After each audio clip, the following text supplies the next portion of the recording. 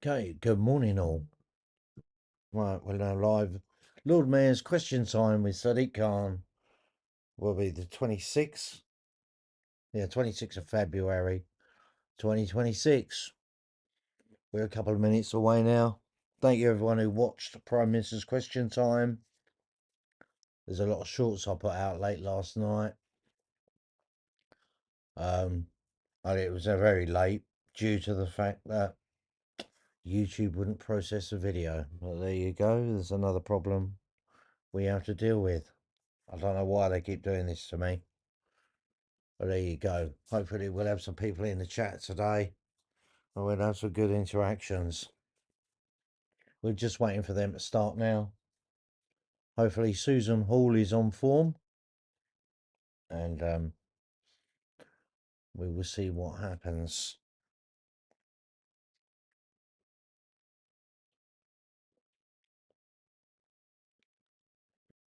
So don't forget to like and subscribe, please. Please make sure you're subscribed because it really helps out the channel.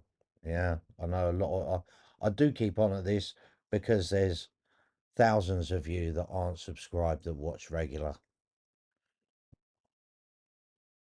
Right, thank you very much. Let's go over. We're going to start now. Thank you.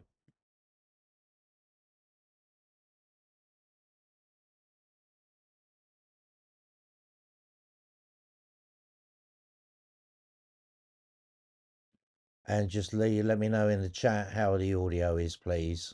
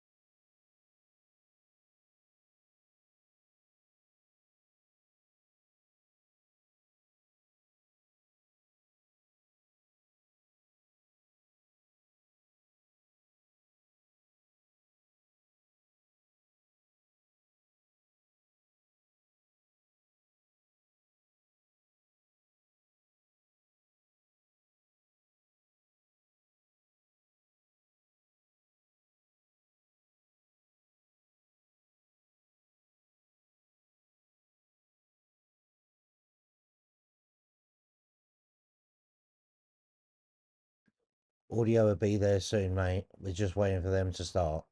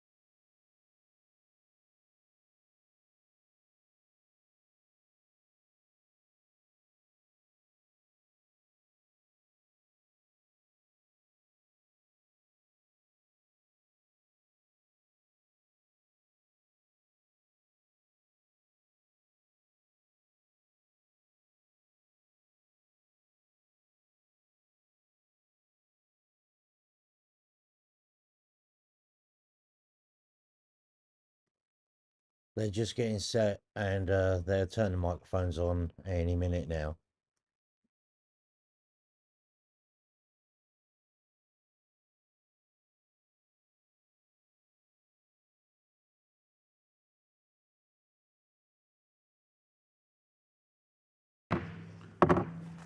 The London Assembly is the voice of London, composed of 25 members elected at the same time as the Mayor in order to hold him to account, scrutinise his policies and investigate matters of importance to Londoners. Can I welcome members, officers and the public here and those here in the gallery and those watching on the webcast. This is a Mayor's question time meeting of the Assembly, which means that all members are invited to attend. Today we will ask questions of the Mayor on the final draft consolidated budget for the GLA Group for 2026/27. In case of emergency and any need to exit the building, guests are seated in the public gallery must follow security staff and Assembly members should follow the meeting clerk. Members are reminded that any electronic devices should not be placed in front of the microphones, which must be turned on to speak and turned off once finished. Can I ask the clerk to confirm any apologies for absence? Thank you, Chair. Today we have apologies from Assembly Member Moema. Now, since our last plenary meeting, the Housing Committee has examined the potential impacts of the Renters' Rights Act on London's private rented sector. The GLA Oversight Committee questioned London and Partners. The committee also published its report on cybersecurity within the public sector organisations in the wake of the TfL cyber attack in 2024. The Police and Crime Committee discussed how MOPAC oversees and requires culture change in the Met. The committee also published its report calling for MOPAC to publish an annual survey of children and young people on their experiences of and confidence in policing. The Planning and Regeneration Committee met to explore how new towns will deliver in practice after two potential sites were identified in London. And finally, the Transport Committee published its report on our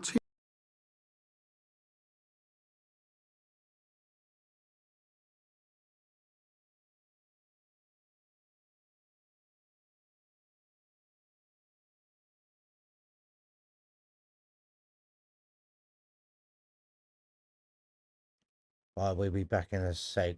It's their audio. TfL is building its understanding of how and why Londoners travel. This week, the Transport Committee discussed assaults on transport workers in London, and the Police and Crime Committee questioned the Deputy Mayor and the Metropolitan Police Service, along with, I believe, the Budget and Performance Committee also examined with the Mayor consolidated budget for 26/27. And can I just finally welcome in the gallery, I think we have journalist students from the London Metropolitan University. They're welcome. Let's return to our business. Can I ask the Assembly to note the interest set out in item 2? Do Assembly members have any other disclosable pecuniary interests which relate to items on the agenda for today's meeting, or any other relevant interest, including any declarations in relation to gifts, hospitality, which are not reflected in the authority's Register of Gifts and Hospitality? Okay, thank you. I'm moving on to 3. We now further to Standing Order 6.4. This meeting will be used principally to consider the Mayor of London's 26/27's final draft consolidated budget proposals. We welcome the Mayor, who's accompanied by his Chief of Staff, David Bellamy, and the GLA Finance Officer, Faye Hammond. I will begin by asking the Mayor to present his final budget proposals. The Assembly then will put questions to the Mayor on the budget proposals for up to 2 hours, and finally, we'll move on to the debate and vote on the budget proposals later on this afternoon. The Assembly's consideration of the final draft budget is covered by the budget procedures set out in Standing Orders 6. Can I now ask the Mayor to present his final draft budget proposals? You have up to 10 minutes. But before you do so, Mr. Mayor, I've been advised by officials, and this is for everybody in this chamber, We are here to debate the Mayor's budget proposals today. As a reminder, the Assembly meeting should never be used to try and affect support for candidates in elections. Thank you for that. I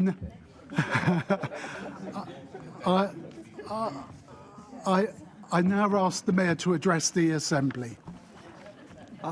Chair, I'm relieved I took my rosette off before I came to this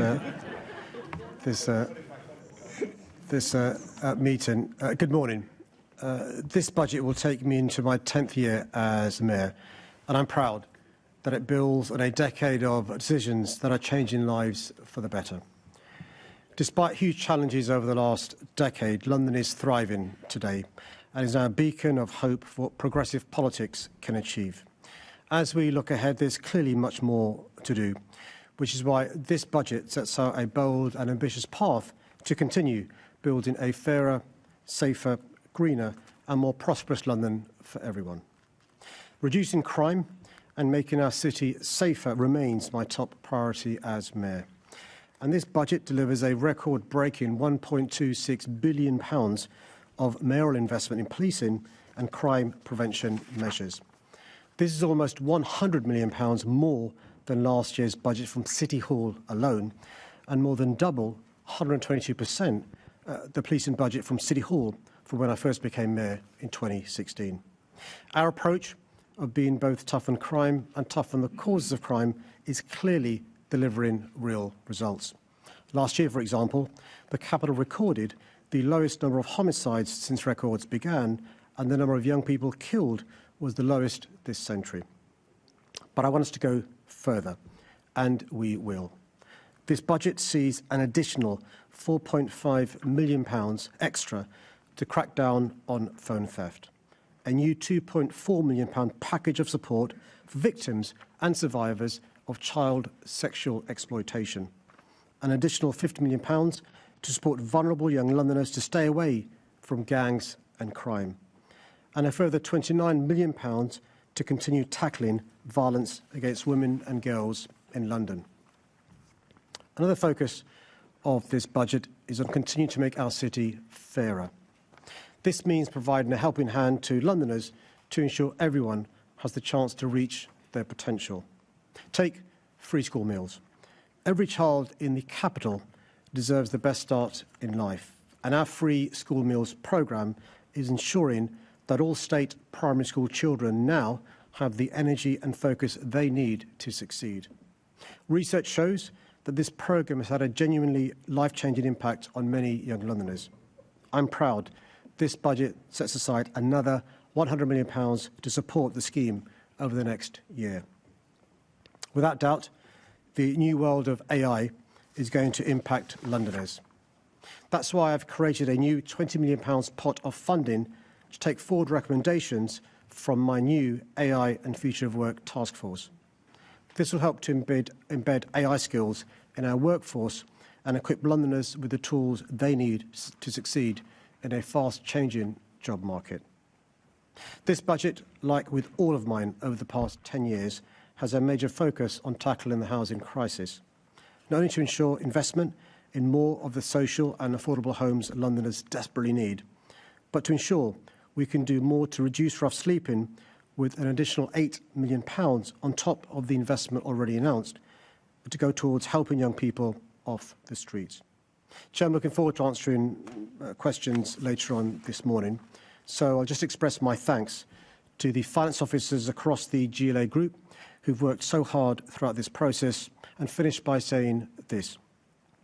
We should be proud of our city, the greatest city in the world. We should be proud of the progress we've made over the last 10 years, and we should be confident with this budget we can continue building a fairer, safer, greener and more prosperous London for everyone. Thank you, Chair. Okay, now Assembly members will put questions to the Mayor on the 8 sections of the budget, section by section, in order set out in the budget documents, starting with the Mayor's section of the budget. The first question is from the Labour Group. Assembly Member Irani. Thank you, Chair, and good morning, Mr Mayor. So at the time of the draft budget, there was a great degree of uncertainty, particularly around the final budget figures and the unknown impact of the business rates review. Are we now more certain of this situation in the funding figures in front of us today? Thanks for your question. Good morning. We're almost there. So since the draft budget was published, we've had the final police settlement, we've had the final local government settlement, we've had the council tax returns, we've had the business rates returns. We've managed to, by the way, lobby the government in relation to the safety net, which is really important in terms of the further decision, which is the ability of the CFO to give advice in relation to the allocation of reserves. So we've managed to make a decision since the draft publication to now to allocate further reserves, which I've set out in the final budget that I've published over the last 2 weeks. The reason why I said we're almost there is, as you'd expect me to do so, I'm still lobbying the government for more before we publish the individual budgets in March. So you never know. We may be successful, we may not. So one of the areas that you mentioned was the police settlement, just in your response to me there. And in addition to the main police settlement grant, we've also got the Home Office grant to MOPAC of exceptional funding, 20 million. And there are, I understand there's some nationally distributed special grants that are still to be announced, and in the documents it said that yourself and the Met Commissioner are also making additional proposals to the government about other separate emerging funding streams. Can you give us an update on when you feel those will be concluded?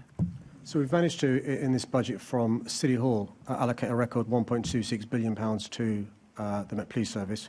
We've also managed to persuade the government to give next year an additional £142.7 million to the Met Police Service. That's the second highest since 2010. The highest was last year. Just to remind colleagues, in the years 2010 to 2024, 14 years, we only managed to get £44 million from the Home Office. In 2 years, we've got 8 times more than that from this government. We are lobbying the government, as you've referred to, in relation to further allocations from the Home Office to the Met Police Service, for the simple reason you can't in 2 years make up 14 years worth of cuts. So we are lobbying the government in relation to what they can do. What I can't do, as you'll appreciate, is give a running commentary on those conversations. But as you'd expect, neither the Commissioner nor I will stop trying our best to get the resources we think London needs. And in terms of the element of your budget going into the transport network, so looking at the wider budget there, it says in the documents that TfL is increasing investment into step-free schemes to progress its goals of halving the step-free journey time across the whole network and continuing that pledge to make half of London Underground stations fully accessible. What difference will that make to Londoners? Well, can I say you've not surprised me by, as usual, lobbying for your constituency to have step-free access. You've been very successful in the past, and the good news is we now have from the government a 4-year long-term capital deal, £2.2 billion. That gives us the certainty to invest in step-free access, but also in other capital improvements across the TfL estate. The good news is the Elizabeth line, the DLR and the trams are 100% step-free. The overground is more than 50% step-free. We've moved the tubes from a quarter step-free when I first became mayor to more than a third. We've announced in October 17 shortlisted stations. We're going to do some feasibility work around those stations. Work's begun on a number of stations in Outer London as well. The good news, because of the 4-year deal, is we can get better value for money. And we think with a similar amount of money, we can get more stations step-free. And the other point that TfL would ask me to remind colleagues is the keenness of TfL to work with councils and the private sector by way of developers to, as part of a development, get step-free access built in as well to stations. So that's sharing the cost of the step-free. But I'm keen to make sure that public transport is what it says in the tin, transport for everyone in the public, including those who have accessibility challenges. Okay, and you're also continuing to make the case to government for access to other pots of money for the transport network in particular, but monies that you're able to bid for that you weren't able to in the past where London was excluded. Do you have any details of the pots of money you're going for? Yeah, so as the member referred to in the past, under the previous government, London was deliberately excluded from bidding for pots of money. To give one example of a pot available is the £1 billion towards structural repairs, important, for example, to our bridges. And so we've been told we can bid for that sum of money. We'll be working with councils. A lot of these assets, inverted commas, are owned by councils, not by TfL or the GLA. So we're working with councils to make sure their bid is as strong as possible because we've got a lot of infrastructure that's had years of neglect and need renewals, remediation and improvement. Thank you. Thank you, Chair.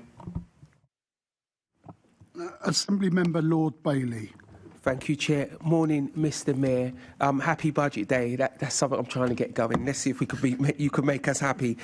At Q3, you had only started 8,000 of the 18 to 19,000 homes you need to deliver under the 21-26 affordable housing programme. This leaves you with more than half the starts to deliver in the final 3 months. Do you think this is acceptable? Good morning, and thanks for your good mood. It's going to be a challenge, but the member will be aware he's been assiduous, rightly so, in raising this issue over the last 10 years, that we, every year, and by the way, this happened before I became mayor as well, I think the phrase used by my deputy is the hockey stick effect, where the first 3 quarters aren't as high as we'd like them to be, and there's huge progress made in Q4 for a variety of reasons which we can talk about. So he's right, Q4 would have to break some records for us to reach the target we've been set. We're working incredibly hard with developers, with councils and so forth to get over the line. The piece of good news is the government's given additional flexibilities in terms of grants and loans. So if a site is stalled, we can unlock the site. So I'm hopeful that we'll manage to make progress this Q4 like we have in previous Q4s. And if you'll remember the final point, I know time is short.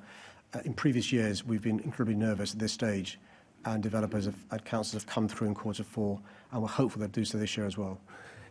What will you do to make the delivery less lumpy? You told the Budget and Performance Committee you wanted delivery to be less lumpy. What can change to deliver those homes? Because this is a very steep hill to climb. This hockey stick's going to have to be an extreme curve. Yeah, really good point. So I discussed yesterday at the Budget and Performance Committee the need to remove the lumpiness, a word he used that I quite like.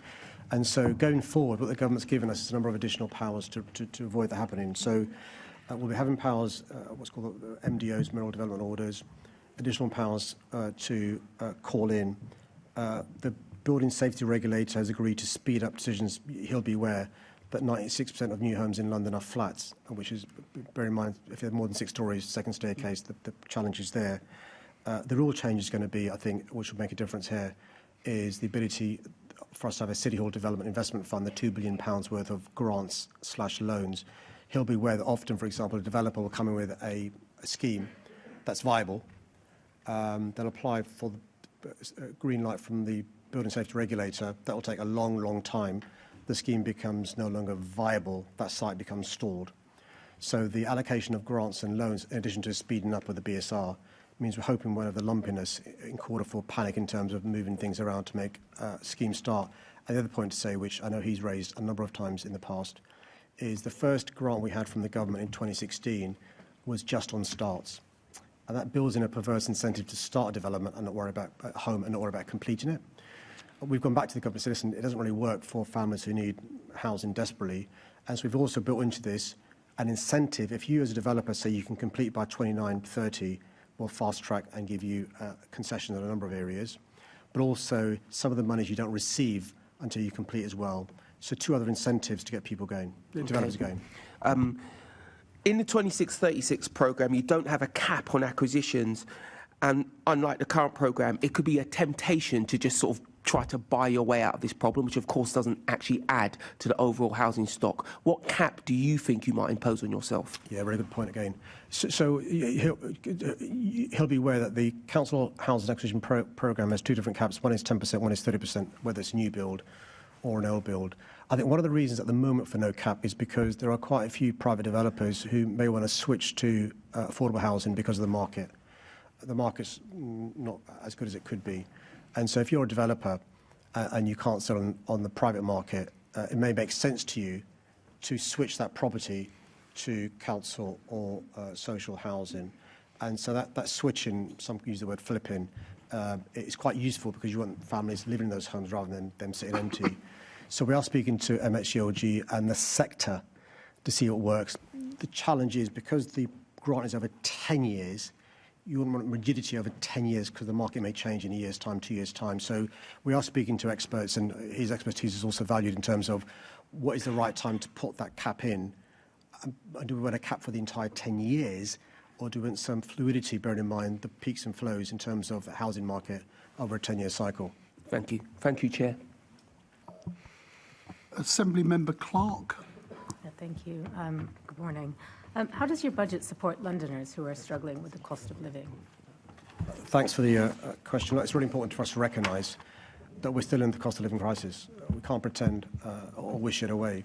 So the budget has a number of things to address the issue head-on and support Londoners. Of course, there's the work we're doing to encourage more Londoners to be living wage employers, six-fold increase.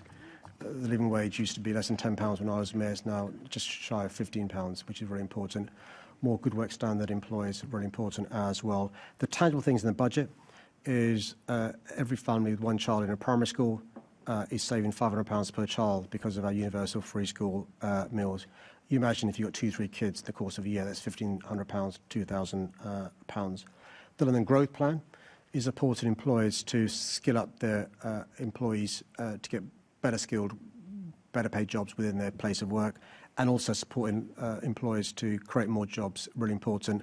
Also part of our inclusive talent strategy to skill up 150,000 jobs over the next few years.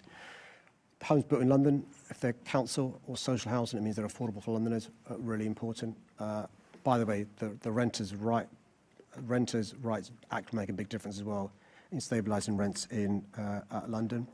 Yesterday, I remember Bassam Mahfouz raised the issue of income maximisation. We're going to give recurring funding to advice centres and others to make sure they can support Londoners who are entitled to benefits and may not realise it, to get the benefits they're entitled to going forward. So far, we've managed to secure £94 million of additional support to families who otherwise wouldn't receive it. Another example of support in the cost of living crisis is for the 7th year we've frozen bus fares up until July. Fares in buses and trams are frozen, which is incredibly important. So those are some of the examples of the things we're doing to support Londoners during this cost of living crisis. Yeah, thank you for that. And I think it's really important you point out the savings per child of having those free school meals. In addition to that, you know, having that benefits cap lifted from government makes a massive difference to those families across London. And I know you've campaigned for it. I know the Labour group on the Assembly have campaigned to have that lifted, and we're very proud of that. And so families in London with more than 2 children are really benefiting from a Labour mayor and a Labour government. But how will your budget support Londoners who need skills training to support their ambitions? I mean, linked with skills and supporting families is also the childcare changes the government's brought in. You know, increasing the hours you're eligible for free childcare is really important. I've met parents who work in City Hall.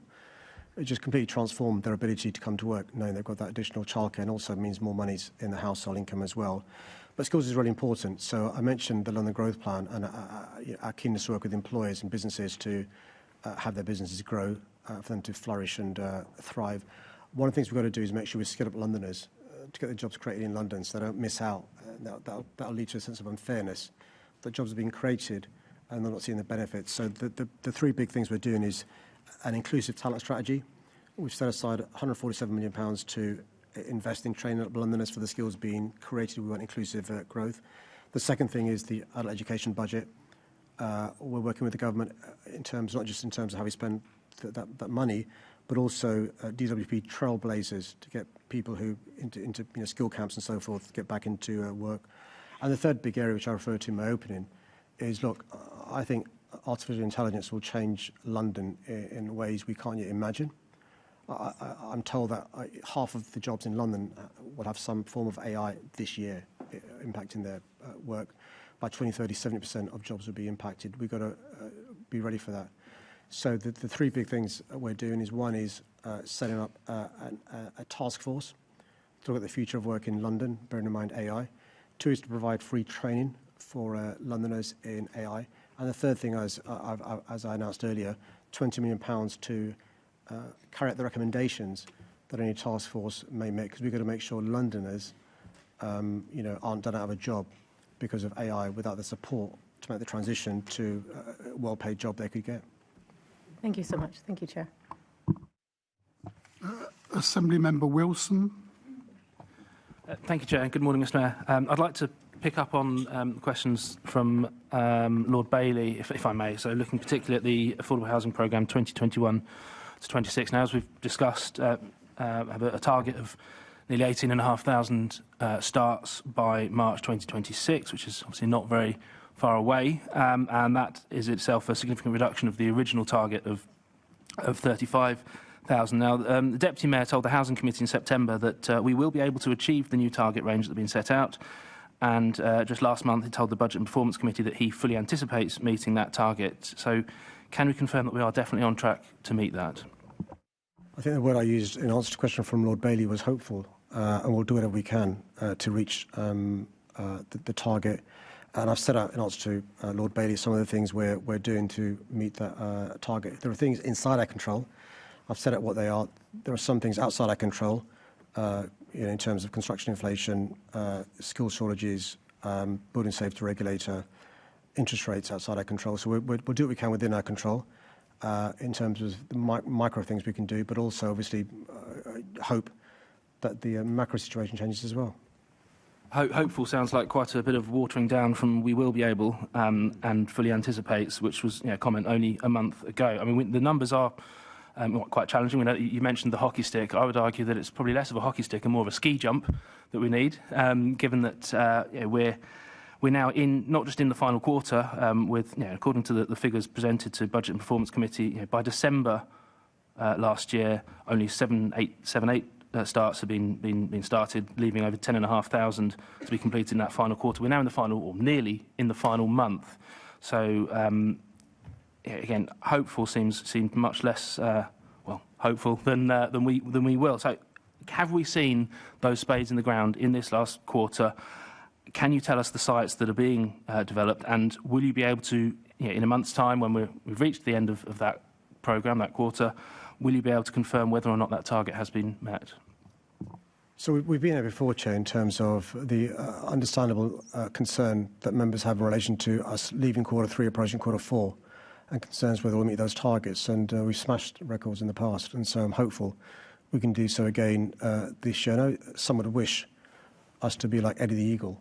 I'm quite keen, though, to be a mayor that gets housing built, and the record is quite clear. Up until the pandemic, we had built more council homes than any time since the 1970s, had more completions than any time since the 1930s. There are macro factors affecting the housing market. We're doing what we can to address those issues in London, and I'm hopeful we'll meet the target by the end of quarter four.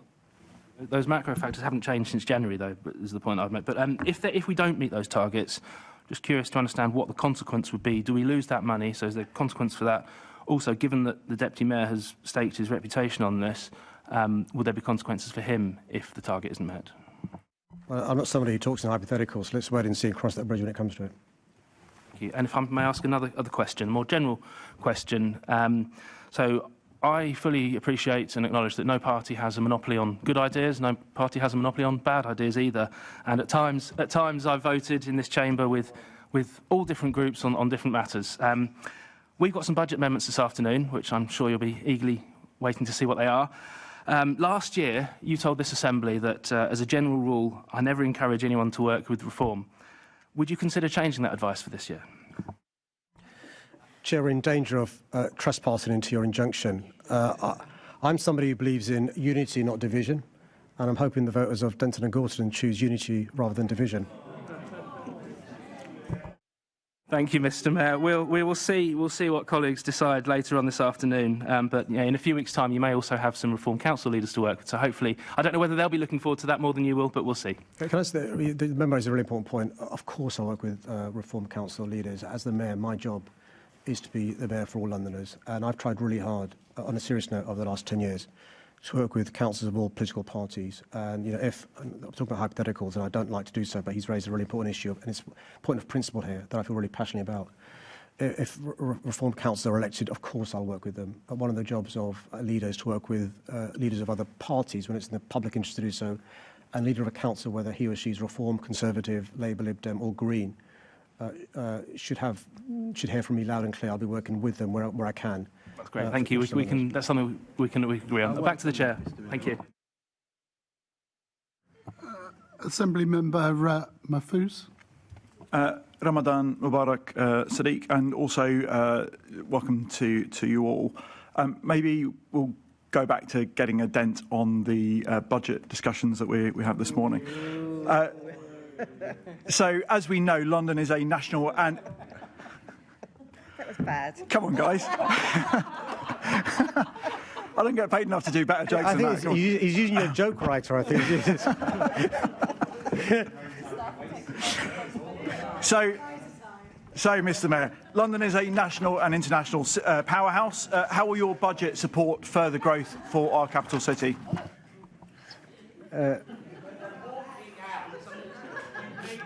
Can I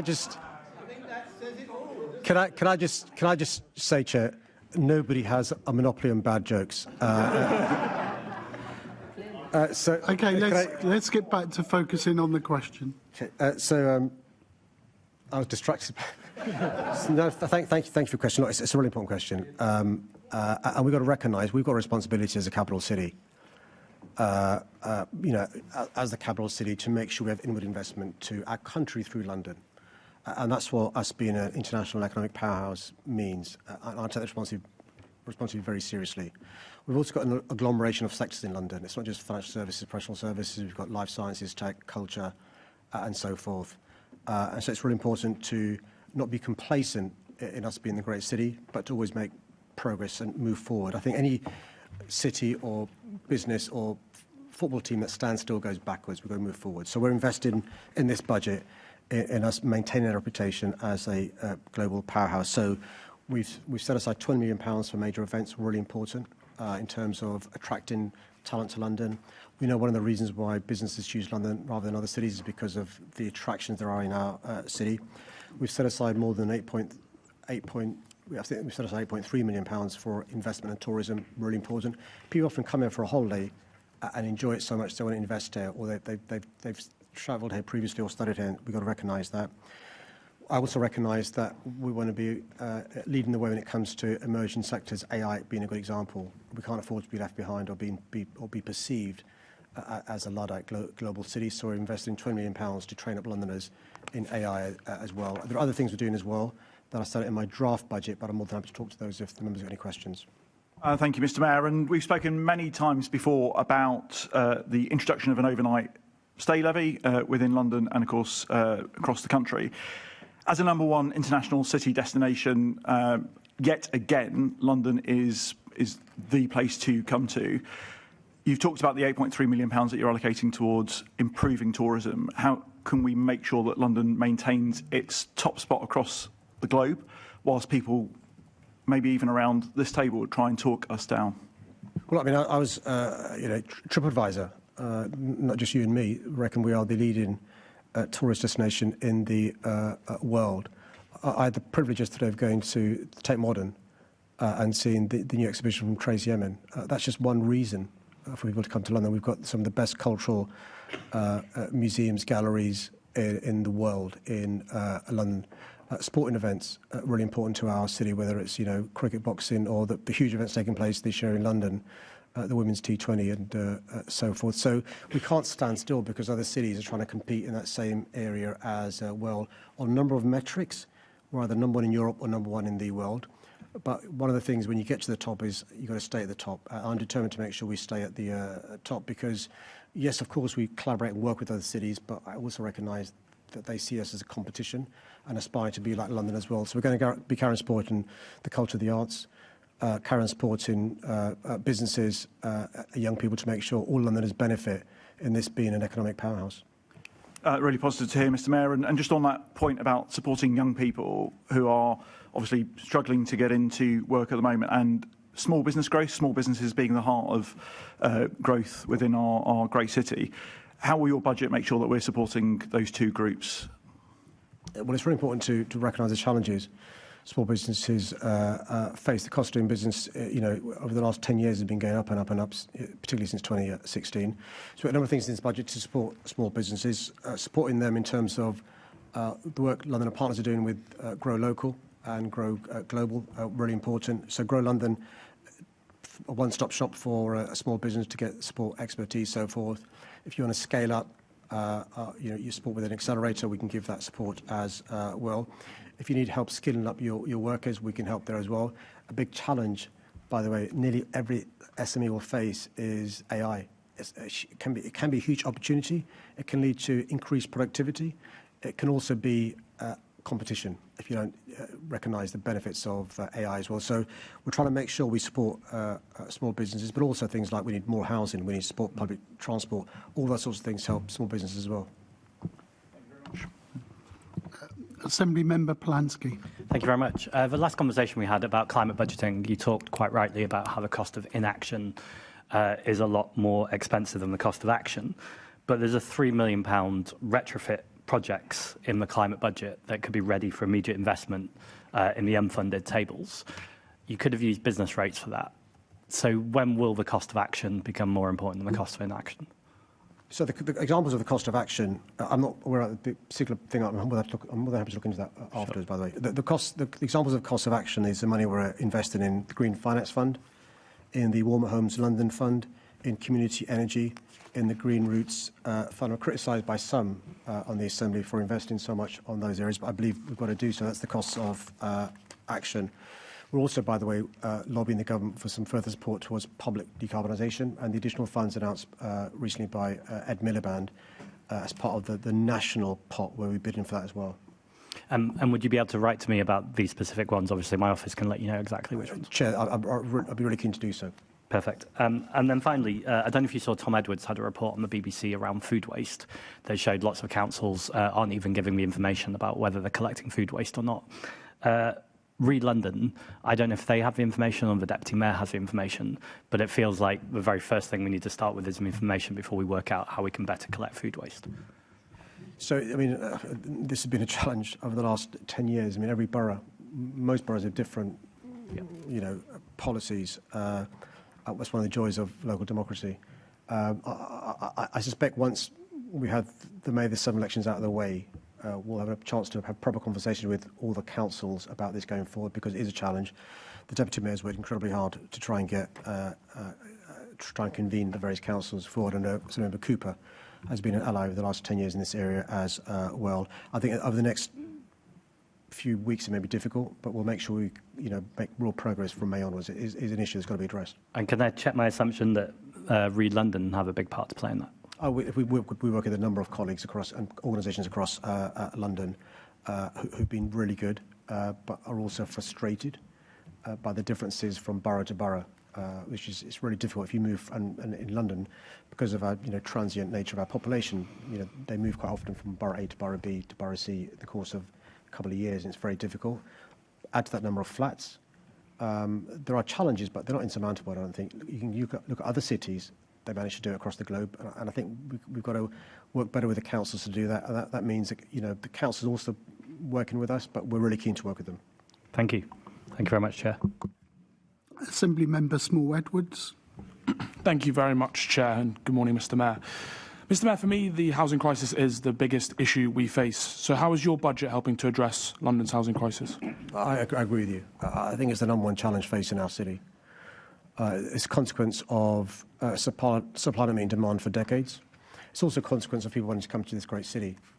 Growth is not a problem. You've got to plan for that growth. So the good news is we've shown from our track records broken in terms of council homes built, in terms of homes completed. But as I said, there is a perfect storm in the housing market. So a number of things this budget does to address this crisis. The government has given us the longest and the biggest housing settlement since records began, north of £11 billion over 10 years in the social and affordable homes programme. That will give confidence to developers and councils that there's a certainty over the next 10 years. We now have a City Hall developer investment fund backed up with £2 billion from the government. We can support development in terms of grants and loans. We're investing record sums in rough sleeping, really important. We've increased fivefold the amount invested in rough sleeping. Additional money set aside today, as well as in the draft budget as well. We've also consulted, and we've set out now how we're going to give homes to key workers, really important in London, rent-controlled homes for those. The two new towns the Chair mentioned in his opening will be really important, one in Enfield which is really important, which I know is really welcomed by all members of the Assembly. We've also working on a streamlined London plan to fast-track progress going forward. And, of course, the MDOs that I talked about are really important, and the new calling power. So we've got the government working with us, and to be fair, developers keen to work with us because they don't want to see sites not making progress. The building safety regulators ready to deal with the backlogs being curtailed. So I'm hopeful this year you will see progress made that we've not seen since the pandemic in terms of new homes started and completed. Thank you for that response, Mr. Mayor. And a massive issue in my constituency is rough sleeping. Your budget allocates an additional £8 million towards rough sleeping. How far will this go in terms of meeting your pledge to end rough sleeping in London by 2030? So to give the member an idea of context, when I first became mayor, the annual budget for addressing rough sleeping, annual budget was £8.5 million. Before this year's budget, it was more than £44.5 million. We've increased fivefold the amount of money to address rough sleeping. And that's one of the reasons why we've taken 20,000 rough sleepers off our streets. More than 3/4 have stayed off our streets, which is fantastic. The issue is more and more new rough sleepers are coming to the streets of London, some from around the country, some from London. So we published last year, as part of my ambition to get us to end rough sleeping by the end of this decade, a plan of action.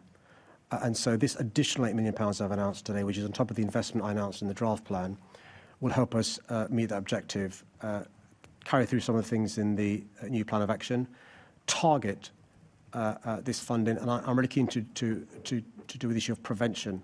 It can't be right that monies only flow when somebody's verified as being bedded on the street for a night. Surely it's far better to try and support them before when they're at risk of becoming a rough sleeper. So working with great councils, great voluntary sector, great experts, we're going to make more progress this year to try and reduce rough sleeping, but also those who are sleeping rough, get them off our streets for good. Mr. Mayor, your budget also allocates £3 million for supporting tenants. How would that money be used? So one of the things that I really welcome is in the new Renters' Rights Act, giving tenants more rights than they hitherto had. So, for example, if a tenant complains about damp and mould, a landlord can't serve a Section 1 eviction, no-fault eviction notice to them. So tenant will have more confident in terms of reporting housing conditions, but also there are obligations on landlords, private landlords and social landlords.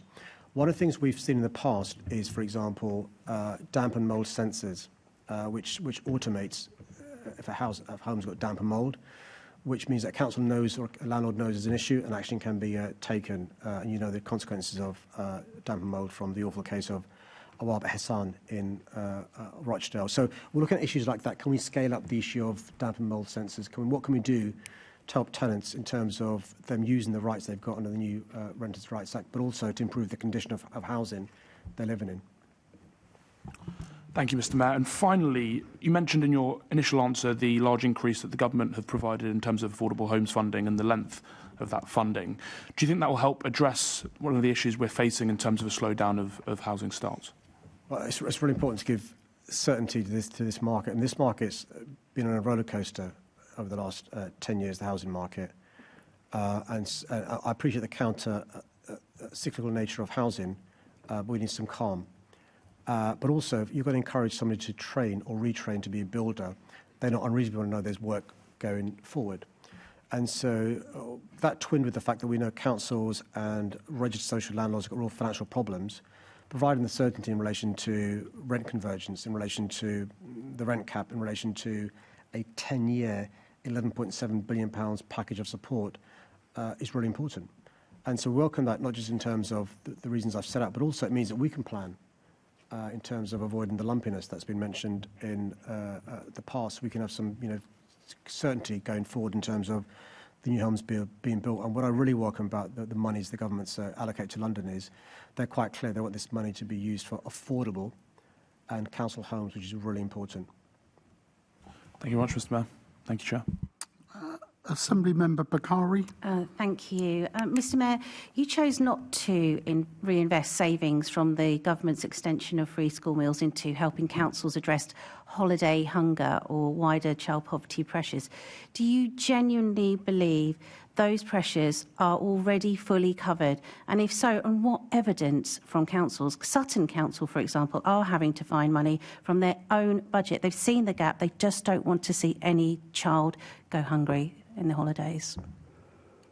I thank the member for her question. Clearly, it's a passion of mine to address the issue of social injustice in our city. One of the reasons why we've introduced universal free school meals during term time is to address that issue. It's also one of the reasons why I'm the first mayor to have a holiday hope fund in terms of working with great groups like Felix, but also the Mayor's Fund for London, who do great work in relation to this. So there is, I think, in this year's budget, at least £2 million set aside for this, working with great community groups. Also, it's worth reminding the member that £50 million is going towards helping young Londoners. Some of that money will be working with young Londoners during and yet the holiday. councils are still having to find the money to support children. It's not covering everything. Oh, I don't want you to tell Lib Dem Sutton Council how to do their job, but spend your money properly is one thing they could do. But good councils are working with difficult circumstances because they've had big cuts over the last 14 years, not least the first 5 years of the previous decade under the coalition government. We don't need to. We're doing what we can. She doesn't talk about. She just said, "I don't want to talk about the coalition government." No. We know what you're doing. Why. We know what you're doing. We know why. We know what you're doing. And that's one of the reasons why we're stepping in. We're stepping in because we You're recognise. not. You're actually not. You're not. That's the evidence, and you're not basing anything on evidence. Mr. Mayor, I'm going to move on to another very serious topic.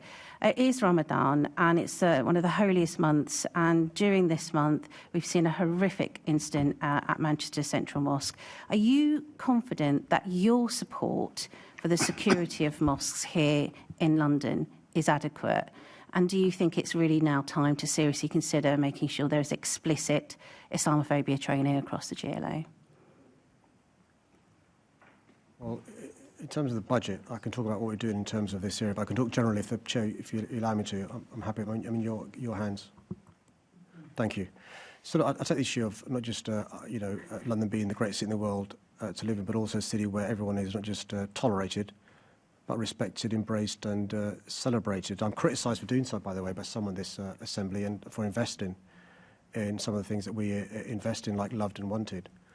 I spent a lot of yesterday. Making sure that we were doing all we can, speaking to not just the synagogues and the mosques, but other worship places as well, because everyone feels the ripples of hate from the attempted attack in Manchester. We've got to be careful what we say about that incident for obvious reasons, because there's a live investigation. I just want to know, do you think it's adequate? Do we need to do better? And well, I'm the mayor that's talked openly about the need for there to be training. Some members on this assembly don't want their staff trained when it comes to issues around anti-racism. I think it's really important for us to receive that sort of training. The Met Police, for example, has said publicly they want to be an anti-racist organisation, really important when it comes to dealing with issues of anti-Muslim hatred. I think the community wants to see more, though. Thank you, Mr. And I was recently at the launch of it. I'm surprised she wasn't there. I was recently at the launch of the British Muslim Trust. I'm disappointed she wasn't there. But had she been there, I thought the member cared about this.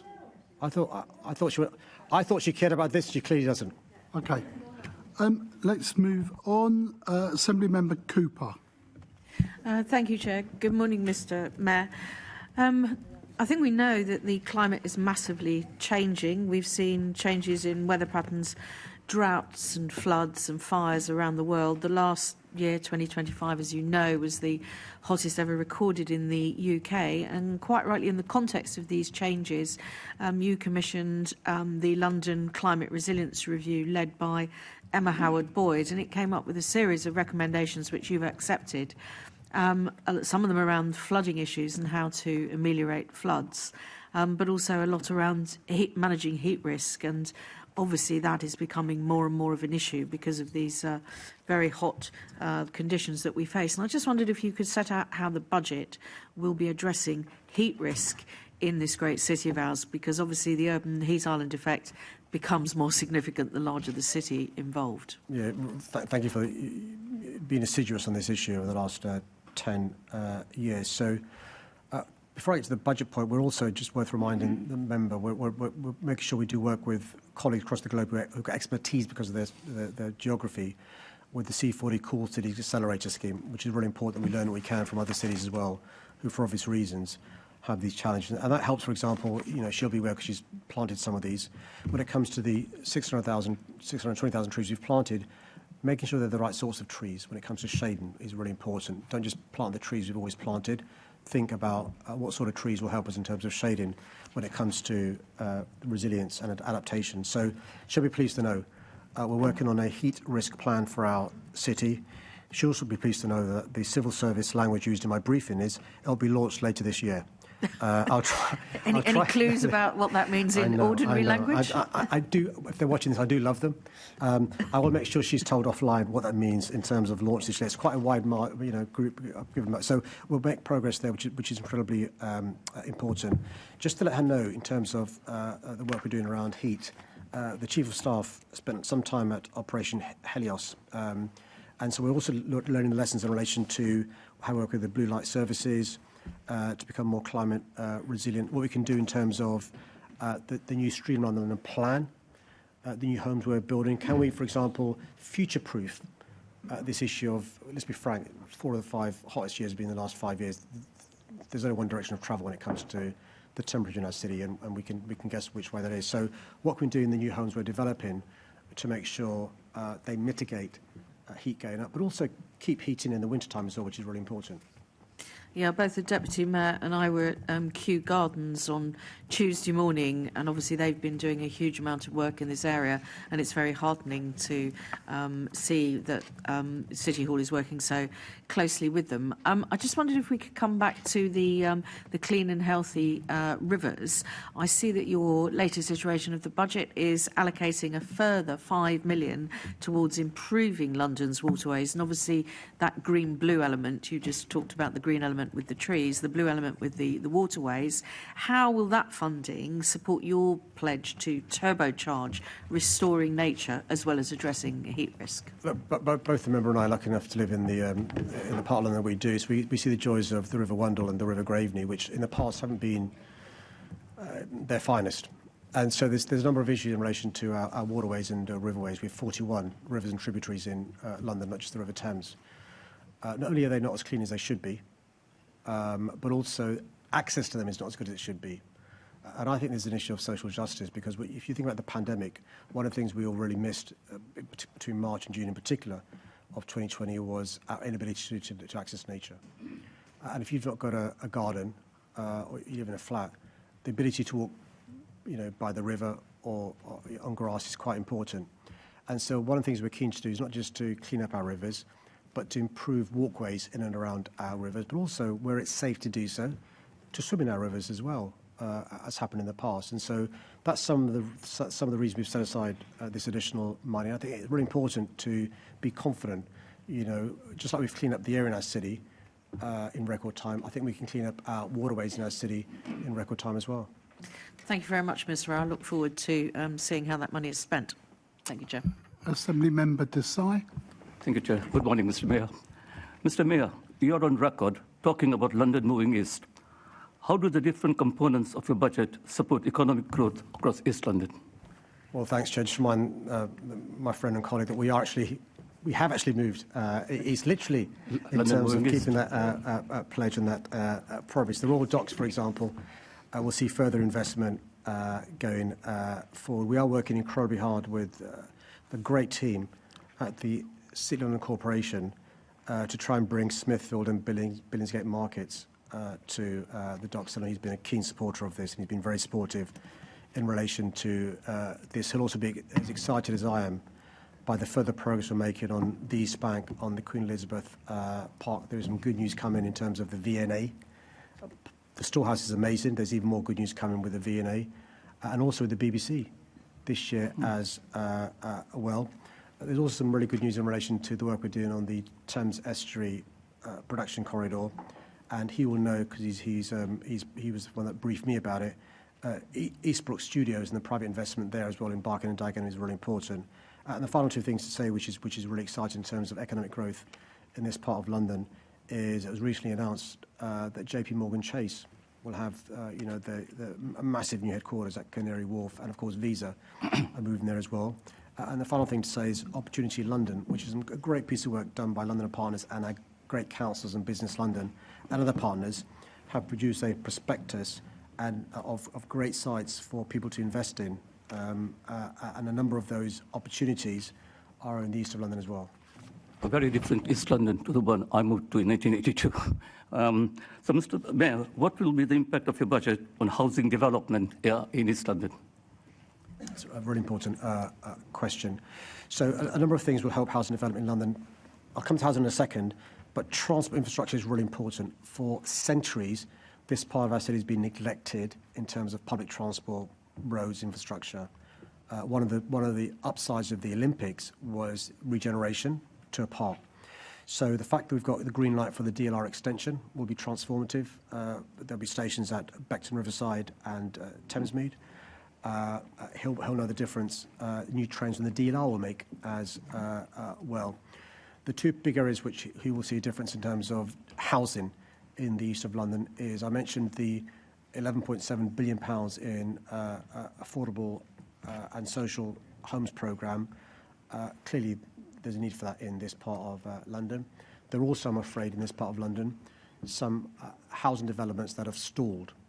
And so the £2 billion in the City Hall Developer Investment Fund will be using some of that in terms of loans and grants to unlock some of these stalled sites as well. And the final point to make to him is that many of his constituents will benefit from the Renters' Rights Act, which is coming in very soon, which would benefit the rights of tenants in his constituency. Mr. Mayor, I've said for many years now that the river is one of our greatest assets. How will your budget help to support the riverside economy?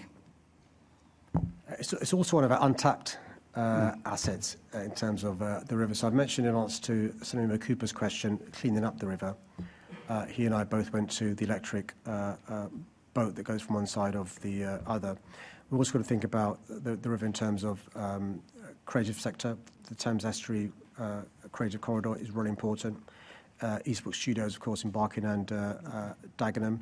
The DLR connections are really important going across the river. He knows the difference the Barking Riverside extension has made. But where we are now, the Royal Docks is a huge asset in terms of what could be happening here. It's one of the largest brownfield sites in the country. It's one of the things we're trying to tap into in terms of encouraging people to invest there. There's been a recent good announcement in terms of housing next door. So we're trying to do what we can to maximise those parts of our city which haven't been developed, and a lot of that is in this part of London. Thank you, Mr. Mayor. The future is bright. The future is East London. Can I bring in Assembly Member Garbett? Morning. I do want to continue on affordable housing and the affordable housing thresholds, which you're reducing and subsidising private developers who've made billions off the housing crisis. So, for example, Berkeley Homes made £500 million last year, Taylor Wimpey £270 million, and Barratt Homes £114 million. And you're giving more concessions to these developers within that context who are already profiting from the housing crisis. Earlier in a response, you said that developers are keen to work with us, but surely that's just because they're making lots of money off the back of this housing crisis. So within this context, are you concerned that you've given too much away? So, I mean, our track record is quite clear from 2016 in terms of record numbers of council homes being built, record numbers of genuinely affordable homes being built, changing the definition of what an affordable home is, and record numbers of completion.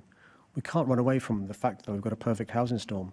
I mean, the price of steel has gone up by 50%. The price of concrete has gone up by 50%. Bearing in mind 96% of homes in London are flats, and every property north of 6 stories needs to have a second staircase, the cost of those homes has gone up as well.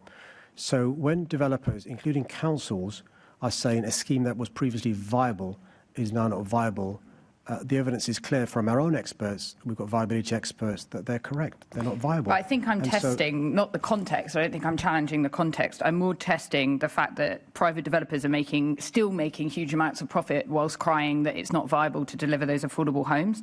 And for example, Shelter last week showed that developers are using a planning loophole to negotiate down affordable housing commitments. So they're like overbidding for land, and then they try and make that money back by negotiating down the affordable homes requirements. So obviously the people people who miss out there are our families, our children, people in temporary accommodation at risk of homelessness, and disabled Londoners, which the Housing Committee have shown that we're not delivering enough of those homes.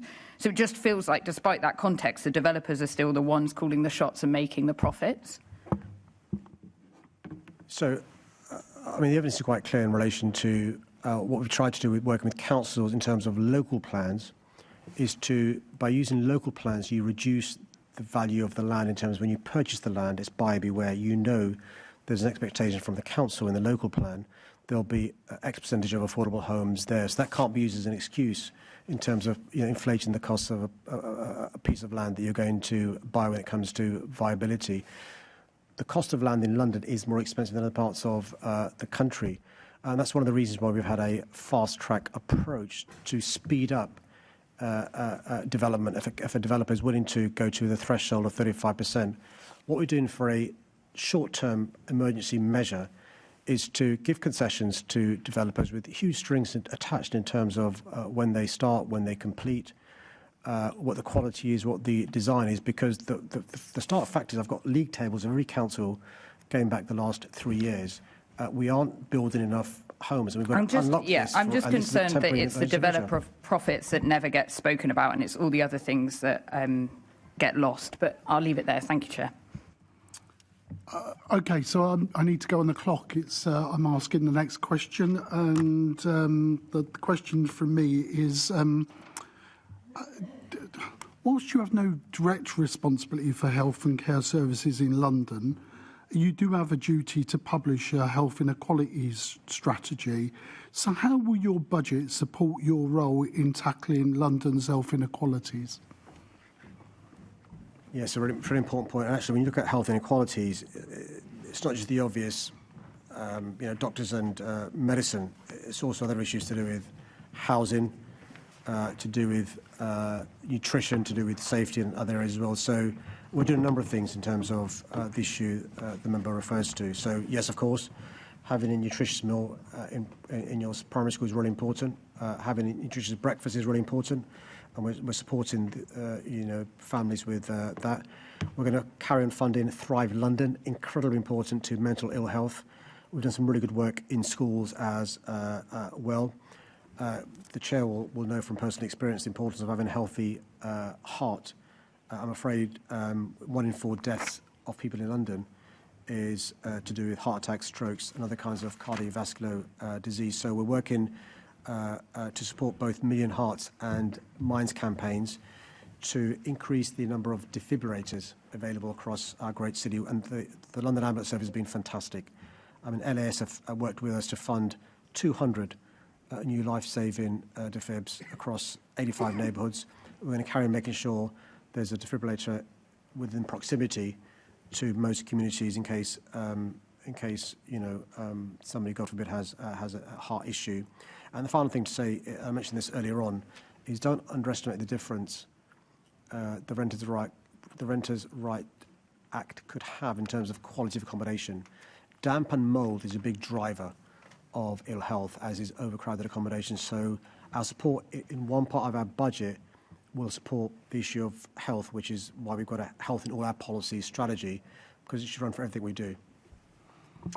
And just if we can move to a more topical issue, the UK has recently lost its measles eradication status, and we've got a current outbreak in Enfield in terms of that. Will you be funding campaigns to encourage vaccinations? But also we've got another problem of misinformation, which is extremely dangerous to Londoners in that sense. Have you got any, is there any current thinking around that? And will you be using this budget to work towards supporting vaccination in this particular appalling disease? Look, the first point I just say, and Assembly Joanne McCartney has been working closely with me on this, as is my Statutory Health Advisor, Uckshaw, and the NHS, but there has been a serious outbreak of measles in our city. And it's very important to recognise that this spreads really fast. And, if you lose the herd immunity, it's a big problem. And it's, we're working really hard to try and bear down on this to make sure it doesn't spread outside of that particular part of our city. but it's a good example of the dangers of children, in this case, not being vaccinated. And I appreciate during the COVID pandemic, there were some people who denied of the existence of COVID, but also some who were spreading misinformation and lies about vaccines. There were some communities in any event who were hesitant towards vaccines, and some of their hesitancy was amplified and compounded by some of the misinformation. And I'd encourage anybody who's got any concerns to go to somebody they trust, like their GP, and ask their GP about the importance of vaccines and what difference it makes, but also the lives saved in the past. I take my role as a role model seriously, which is why, as somebody who's eligible for a variety of reasons to have a flu vaccine, I publicise I've had my flu vaccine to encourage others to do so as well. And I'd encourage everyone who's got questions about this issue, if you don't trust me, what I'm saying about the importance of vaccines, go to your pharmacist or your GP or somebody else, rather than going down the dark hole of YouTube or other social media. But you will be looking into whether we should be promoting a campaign particularly around the measles vaccination. Yes. So just to reassure the Chair that we'll be amplifying, we are amplifying all messages from the NHS that are relevant. We use the platforms we have to amplify public health messages as well. And well, Chair, sorry. Yes. Just to add on that, as Chair of the London Resilience Forum, we're meeting this afternoon, and we will be taking an update on this and discussing communications and what more we can do. So, yeah, actively working on this. Thank you. I hope every Assembly member can use its social media networks to amplify that information. It's incumbent on us all to do our bit, I think. Thank you very much. Let's now, I believe that's the last question on the first section of the GLA. We're now moving. Are there any members who wish to ask questions on the London Assembly budget? I don't see any. We're now moving on to the Mayor's Office for Policing and Crime, and it's the turn of the City All Conservatives to ask the first question, which is Assembly Member Hall. Thank you. Morning, everybody. We touched on this yesterday at the Budget Committee, Mr Mayor, so I know you'll have the answer for me. And I asked you how much additional funding is being used to support the Metropolitan Police Review into 9,000 historic cases to reassess for the potential of grooming gang involvement. So can I have that figure? Good morning. Thanks for your question. So just to remind them, I'm not sure she's aware. So at the moment, what the Met is doing is re-examining those thousands of cases of child sexual exploitation going back 15 years. I know, that's what I've just said. Yeah. And the next phase is when the NCA and NPCC work with the Met Police Service to see how many of those cases require re-investigation. That's when the Met Police will have an idea in relation to the cost. And the government has said, based on what Louise Casey said, let me go back, Louise Casey had said when she did her report that the government should provide the support to individual police forces in terms of additional re-investigation work undertaken. So the expectation is, if there's re-investigation, the cost of the re-investigation will come from central government, because what we don't want to do is be drawing money away from contemporary investigations, which have got to happen. So you'll push for that? It's really important. Well, it is important because if we don't get additional support, those horrible cases taking place now will be let down, and we can't afford another generation of young people let down. Thank you, Mr Mayor. But it's interesting now that you realise how important it is. Do you regret saying at the MQT last June, and I'll quote you, "There are no reported cases and no indication of grooming gangs in London"? Do you regret saying that now? The starting point of all my answers has been to talk about the victims and survivors. And I'm quite clear in terms of victims and survivors in London. The situation is complex. That's not my experience. That's the experience of the Commissioner, the Deputy, the Assistant Commissioner, and many others. Do you regret saying there were no instances of grooming gangs that you could see?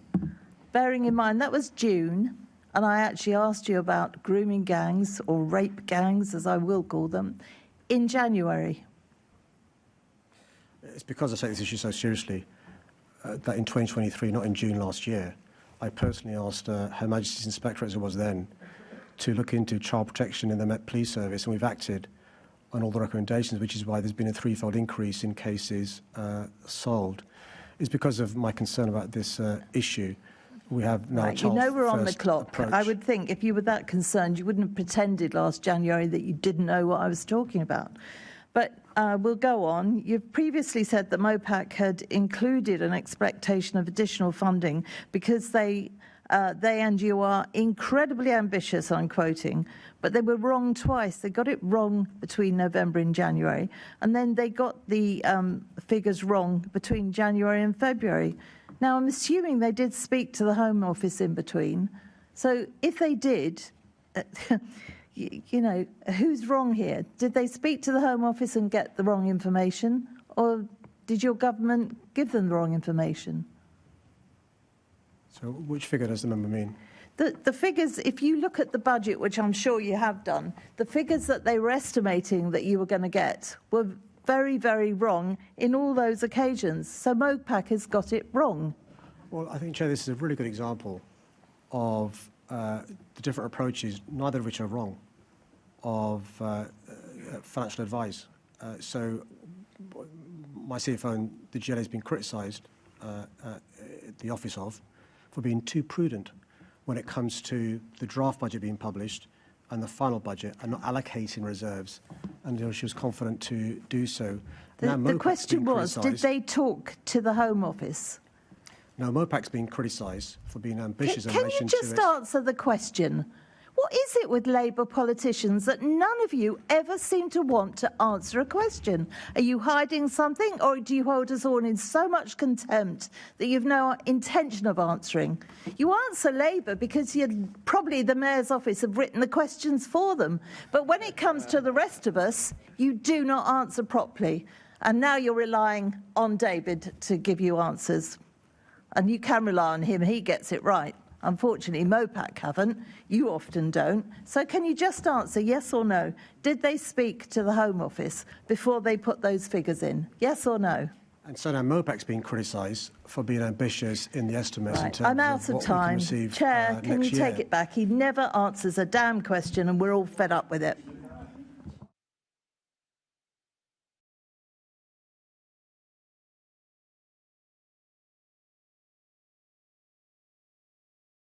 Thank you very much. Good morning, Mr Mayor. Good morning, panel. Mr Mayor, how will your budget aid MOPAC and the Met's work in reducing violent crime in London? Well, thank you for the member for her question. So our budget next year is an increase of investment in the Met Police Service from City Hall alone, almost £100 million. By the way, the Home Office is giving an additional £144 million next year, the second largest since 2010, the first largest being last year. So in the last 2 years, we've got almost £1/3 billion from this government. In the previous 14 years, £44 million. And so we've increased by more than double the amount of money and support we give to the police since I became mayor. Now, yes, I'm really proud. Last year, we made great progress in terms of serious violent crime, homicides at record lows, violent injury down, burglary down, gun crime down, number of young people injured down, number of young people dying down, and I could go on. But it's still too high. And what we're going to do is make more progress in those areas, but also I'm really concerned about high-volume crime. Personal theft, personal robbery are both down in the last year by 15% and 25%. We've managed to have 10,000 fewer mobile phones stolen last year. We've got to make more progress. So a number of areas we're invested in addition to the normal funding we are given record amounts of. So £4.5 million to focus on mobile phone thefts. That's an additional £4.5 million. And that will be used on a command cell. 40% of mobile phones are stolen in the West End. We've got to use ground and air operations in terms of drones and e-bikes to target the organised gangs operating there. We've got £29 million building on the £233 million to address the issue of violence against women and girls. Across the country, every 3 days, a woman is killed at the hands of a man. That's an epidemic of violence against women and girls. This additional funding will support victims and survivors, will target perpetrators, and also provide support for those fleeing domestic abuse. And the third big part of the investment next year is the £2.4 million to support the victims of child sexual exploitation. We know as the police go back 15 years, because I've asked them to ensure no stone is left unturned. There'll be victims and survivors who come forward. They will need support. And so the additional money will ensure they receive the support that they need. And the final point to say is the £50 million we've announced towards helping young people is because we've seen the difference our investment in the VRU makes in terms of youth clubs, youth workers, the fewest number of under 25s killed this century, the fewest number of teenagers killed in 3 decades, 44% reduction in young people being injured with a knife going to A&E. So this investment does work. We're going to build on that. Thank you, Mr Mayor. Mr Mayor, you get shouted at a lot about funding from the group on the other side, about how about funding for the Met Police. Given that the Conservative government over 14 years only gave the Met £44 million, that's £44 million over 14 years, which led to a £1.2 billion real terms cut, do you think that they should apologise for trying to defund the Met Police? Well, what the previous coalition government and the previous Conservative government did over 14 years was to only increase the amount of money received. The increase was only £44.7 million. So in real terms, it was a cut of £1.2 billion. So they did defund the Met Police Service over that period because it was, roughly speaking, a third of core funding cut from the Met Police Service. So £44.7 million increase in 14 years. Over the last 2 years, we have got an increase. It's not £44.7 million. The increase from central government is £327.3 million. £327.3 million. That's more than 8 times an increase in the last 2 years versus the last 14 years. And that's one of the reasons why the member is so rudely chuntering. Thank you, Mr Mayor. Assembly Member Roberts. Thank you and good morning. Mr Mayor, the budget shows that the Met must find £125 million of savings in 27-28, £145 million the year after, just to maintain staffing levels. We've seen that your pledge to keep a 24/7 front counter in every London borough is now in tatters, and that we're seeing front counters closing this coming Saturday. Can you give a categoric assurance that we will not see the closure of police stations in London over the course of your remaining mayoralty? Just to address the first part of his question, he's right to express concern about years 27, 28 and 28, 29. And the reason for that is because the one-off sale of assets, once the money runs out, it runs out. It's not recurring money for the Met Police Service. But also some of the grants received from central government in the past have been one-off grants. That's one of the reasons why we've been lobbying the government for its recurring funding, but for NIC to be at the level it needs to be in terms of the National and International Capital Cities grant. So notwithstanding the record investment from the government in the last 2 years, the increase that I mentioned, there is still a delta, which he's referred to in his question. So I'm quite clear in relation to the importance of police officers and police staff. That's my priority going forward. One of the reasons why I was persuaded to reduce the hours in front counters and in some cases close them was because the amount of officer time it freed up, I think 6,000 police officer shifts. I would much rather invest in police officers and police staff than bricks and mortar. So I'm hoping that choice doesn't come sort of Sophie's choice, some would call it. But I can't predict 3 years ahead. But Londoners know, since I've been mayor, more than double investment in policing and prevention, and I'll carry on doing what I can to support the police in this really important area. Okay, so that's no guarantee that we won't see police stations closed. Thank you. On the pledge regarding the 1,300 additional police officers, we often get told that this was to be PCSOs and specials in neighbourhood policing. I found a piece of litter in Hampton this morning. I don't know why it was in Hampton, but it was your message card for the day of the election. 1,300 more police officers. Doesn't say neighbourhood policing or anything like that. Just 1,300 more. Are you going to make that pledge count, that we will see 1,300 more police officers, given that the numbers are going down? Well, as somebody who I'm sure has written some Lib Dem leaflets, I'm surprised he believes any leaflet he reads when he finds it. Well, this is yours. This is yours. I'm surprised. This is yours, and it's also in the name of Assembly Member Leonie Cooper. I'm surprised. Leonie Cooper, here it is. I'm surprised. I'm surprised. Card. I'll bring it up for the camera. There we are. I'm surprised. I'm astonished he can understand it without a bar chart.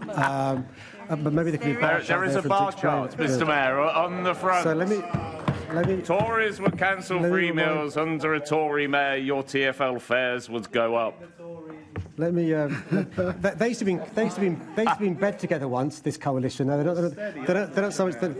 they're not bedfellows now. So let me be quite clear of my manifesto pledge, and he can write it down. Work with a Labour government to put an extra 1,300 neighbourhood police officers and PCSOs on the streets. And last year, we added an additional 490 PCSOs and police officers. This year, our target is for an additional 399 PCSOs and police officers in our neighbourhoods. And we're going to carry on trying to fulfil that promise made in the manifesto. Thank you. I would just, before I finish, I would just say that those aren't more police, they're just redeployed. But thank you very much. Thank you. OK, let's move on to Assembly Member Garrett. Garrett. It's Assembly Member Garbutt, sorry. Oh, it's Garbutt, sorry. Oh, apologies. My handwriting, apologies. Sorry, apologies. It's... I don't know.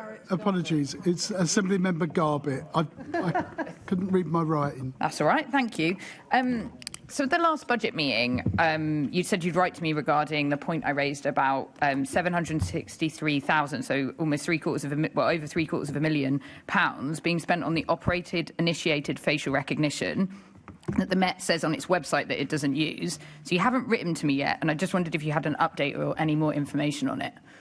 I do. Firstly, apologies for not writing to the member. It's in my briefing, actually, because I thought this might arise. Firstly, I'll make sure, Chair, why the member didn't receive a response. So I looked into this as a result of her issue, and there is a pilot of the operator-initiated facial recognition. The pilot is limited in both time, 6 months, and the number of officers involved around 100.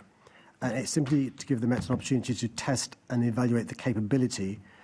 The rationale for each use will be recorded. And what we'll do is make sure, we've already made sure, I've just checked, that both the Mayor's Office of Police and Crime and the London Police and Ethics panel will oversee the use of this to ensure there is the right proportionate use in terms of the crime-fighting ability, but also the issue that the member is concerned about in terms of trust and confidence of Londoners and transparency. So when will Londoners know about this? Obviously, we've got policing by consent in the city. When will they know? I think this is an alarming change in the way that police will be getting information from Londoners, will be interacting with Londoners. It's a new technique, and it really changes the relationship with the public. They're going to be able to literally walk up and scan people's faces on a device. No, that's not the case. That's not the case. Yes, it is. That's what it is. That's what operator-initiated facial recognition is. It's a device that allows them to do roaming facial recognition. And in a time when we don't even have a legal framework for it, I've raised my concerns around the safeguards. I think this is a real change that I can't even find much information about it. So I'm really concerned that there's not this information for people to know. So the purpose of this device is, at the moment, if somebody's stopped by the police and asked for their details, and the police aren't persuaded that those are the details of the person, the only alternative the police have is to arrest that person and take him to a police station. So one of the advantages of this device, and it's a pilot, it may not be rolled out, is to avoid that huge inconvenience and to see if the person they are speaking to is somebody whose face matches with somebody whose face they've got on the custody record the police have. If they don't, then that person is not arrested and taken to a police station, and it's explained what the purpose of the live facial recognition is. The idea that police officer will be going around. I think this. I need to move on, but I'm really concerned about this. I think it really changes the relationship between the police. We're not required to carry ID cards, and it's changing people's faces into a biometric. And I think it's really alarming that Londoners don't know about it. But I'll have to go back to you, Chair, because of time. Chair, I mean, I'm not sure the member's aware, But when you go into the TfL estate, there are cameras there. When you Yeah, most I'm of the gonna public have to- realm, well, it's either an important issue or it's not. I mean, It's a big issue, but I've got to go back to the chair. Okay. No doubt we'll return to this subject in the future. Sorry, where am I? Assembly Member Cooper. Thank you. I just want to ask a point of clarification, and I wouldn't want you to hold this against either myself or the Mayor, because obviously we're represented in the leaflet that's just been shown to this meeting. But are we allowed to bring election literature and waivers around in the meeting? It seems a bit unfortunate, especially there's a by-election today. Hold on. Right, okay, so look, you know that I'm quite a tolerant chair. I thought it was a bit of a hoot. I thought it was a bit of a hoot, and therefore I was slack. It has been pointed out to me by officials that I should remind members, as I will do officially, you shouldn't be using any props or versions of props in the council chamber, but it was fun. And also a bit of free publicity for my group. So, thank you very much. It was litter. I mean, I was drawing attention to litter in the capital, Chair. Let's move on. We're now moving to, if that's all the questions on policing, let's move on. We're now on to Transport for London. It's the Green Group's time to lead off. Assembly Member Russell. Thank you and good morning. Now, I'm raising something I've raised a couple of times before, so this is the third time that I'm picking up on the PCSOs who used to do red route enforcement who are being tupied out of the Met. When I raised it with you last month, you said, I'll make sure this is one of the representations we take on board. But I haven't seen any change in the final budget. So what did the Met say when you raised the ending of red route enforcement with them? So what the TfL said in relation to the issue of the changes in policing of the red route is that the Met, because of the new Met for London plan and the crime fighting priorities, had decided to stop providing red route enforcement services to TfL. Since 2014, this has been outsourced by TfL to the Met Police Service. TfL has no current operational expertise in this area.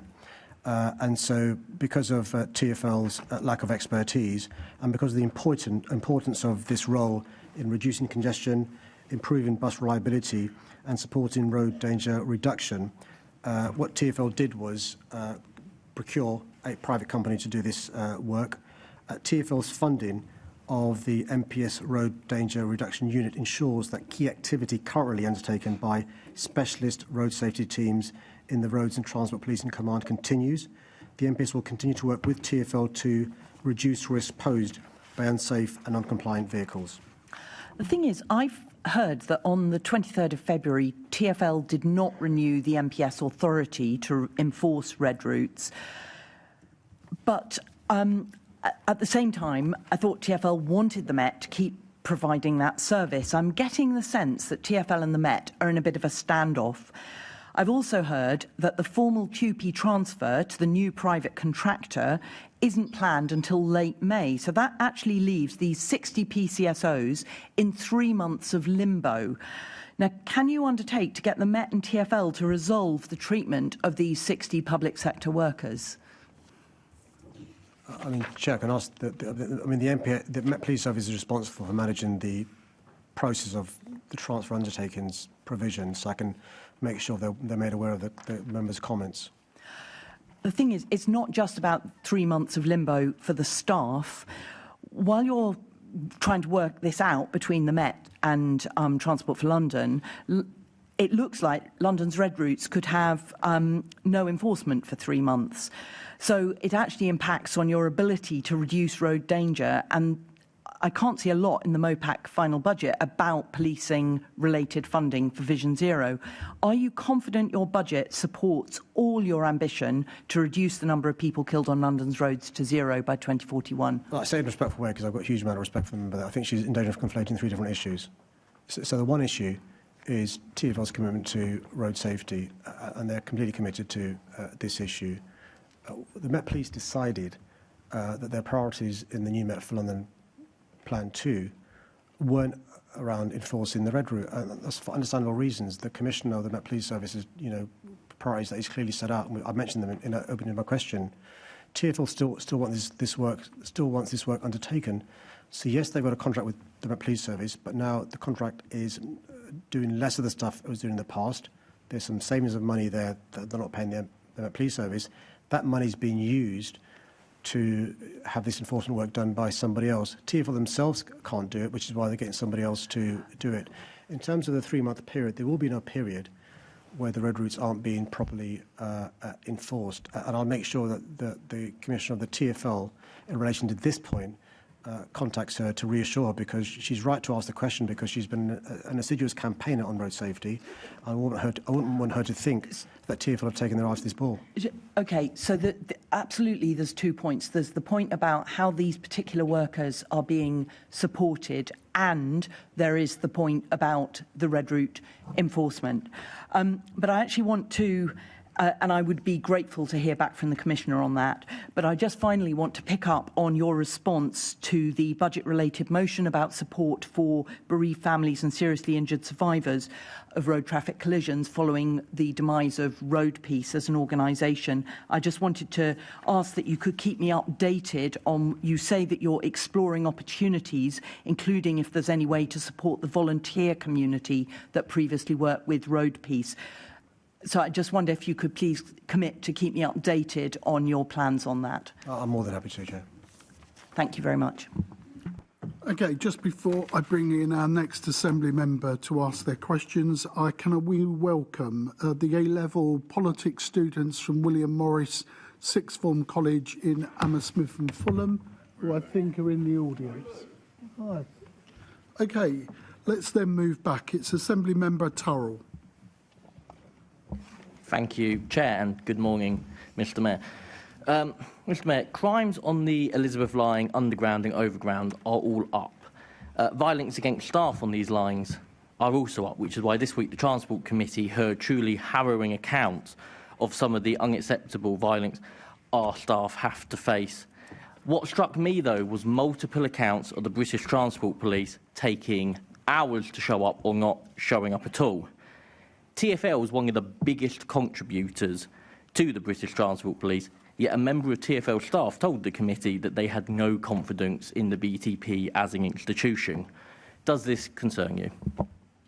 Can I thank the member for reminding the full Assembly of the evidence heard at the committee this week? For obvious reasons, I don't always get a chance to see what's happening in the committee. I did this week. Senator Baker brought it to my attention. I was really grateful for her to do so. I've had a chance to look at the transcript, and I managed to catch some of the interview of one of our heroes on public transport who's been a victim of personal injury.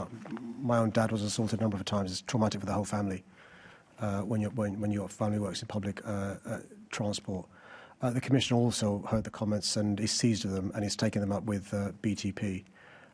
Obviously, there are two sides to the story. I should say this to be fairness, the fairness of the police. It's really important to be fair, but it's not good enough. My nervousness is if you're thinking about being a bus driver, you'll think again, or somebody works in the underground or the rail. We've seen in the recent past heroes when it came to the stabbing earlier on this year. We've also seen in the recent past, bus drivers who've come to the aid of a passenger who was, being the victim of crime on a bus. And it's really important that we understand that we support them, and that includes, BTP as well. Thank you for that. Thank you for the answer, Mr. Mayor. Now, the British Transport Police's budget is set to increase over the next 3 years, with increases each year, which you would therefore imagine that the TfL contribution is going to be increasing along with that. Now, yesterday I visited an underground depot to see some of the work done to tackle graffiti on the line, and I heard the account from staff about actually the lengths people will go to, these criminals will go to vandalise our trains, risking their own lives for the sake of putting a bit of paint on the side of the train. I can't get my head around why you think your life would do that. Does your budget give sufficient resource to tackling this going forward, and will you be working with the BTP in line with our contributions raising to make sure that they take this seriously? So I don't want to get into the psyche of those who tag and the gangs involved, but it's a criminal offence. And we can't play around with this. It's a criminal offence. And you raise a second point about risking your own personal well-being to do this piece of inverted commas art. Causes huge damage to public infrastructure. It makes other people be scared. It makes London a less attractive place. Now we know where these criminals are operating is both inside a train and outside a train, and he's right because he's had a chance to be briefed. We also know where it's taking place, and often these criminals think they're being clever because they think there's no CCTV, there's no enforcement. Well, there will be, and there is, and so it's really important for them to know this. Further action will be briefed about is being taken in relation to this area, and with new trains coming on stream that have CCTV that previously didn't, but also those parts of depots that currently are hidden and there aren't the coverage that we'd like being improved. I hope to see a reduction of this. And also the police and the BTP are working incredibly hard to bring prosecutions to act as a deterrent. It's really important people see people being caught and prosecuted and justice happening. And that goes to the point I made earlier on about this sense of unfairness. It's unfair that all of us obey the law and go about our business, and people aren't obeying the law and causing misery to the rest of us. Assembly Member Baker. Thanks, Chair. Morning, Mr. Mayor. So I'm going to start with buses, surprisingly, and we did have a helpful conversation at Budget Committee yesterday about some bus subjects, so I will try not to repeat myself. But overall, in the context of the challenges that we all know our bus network currently faces, can you set out how the plans for the network over this business plan period will going to improve reliability and connectivity for London's communities, particularly those who rely on the bus for vital journeys and don't have other options? Yes, very important question. So the first thing is, one of the things that we've looked into is what encourages somebody to use a bus and what encourages them to not use a bus. And one of the big factors is unreliability. If you can't be confident you'll get from A to B in X minutes, you will not use a bus. And so we've got to make those journeys more reliable. The biggest reasons for a journey being unreliable is the roads being dug up, frankly speaking, and/or congestion. And so the TfL business plan, which covers 4 years, has a lot of detail, including expenditure, to try and address the issues of this. And the sort of measures being talked about is enhanced bus priority, traffic reduction measures, a simplified inner London bus route, traffic control systems, and infrastructure upgrades. And the other two things to say in terms of making progress here is the work TfL are doing with councils in terms of bus priority measures. And there are now some boroughs who are the sort of pioneer pilot boroughs for the better bus partnerships. And this will lead to, hopefully, we think, better reliability. We'll be testing those with KSI. If we can see improvements of bus reliability in those boroughs, they'll be rolled out in other boroughs as well. What we don't want to do is do a massive rollout now in 32 boroughs and it doesn't work, and/or the entire city dug up. So we've got to be very careful about doing this. So hopefully she'll see over the next period some improvements. Final thing is the express buses are incredibly reliable because they're stopping at a few bus stops and because they tend to have guaranteed bus lanes. And so we're trying to get more of our roads where it's possible to have reserved bus lanes as well. Yeah, no, absolutely. And the Superloop has been and continues to be a hugely important addition to our network. You mentioned simplified bus routes in inner London, and that does make me nervous because while obviously we do need to make sure that the money that we're spending on buses, because we do subsidise buses quite rightly, is going in the right places, what we are seeing is some of the changes to the inner London and central London bus services, which must look great on a map and a spreadsheet, are going to impact some people who need the bus, older Londoners, younger Londoners, low-income Londoners.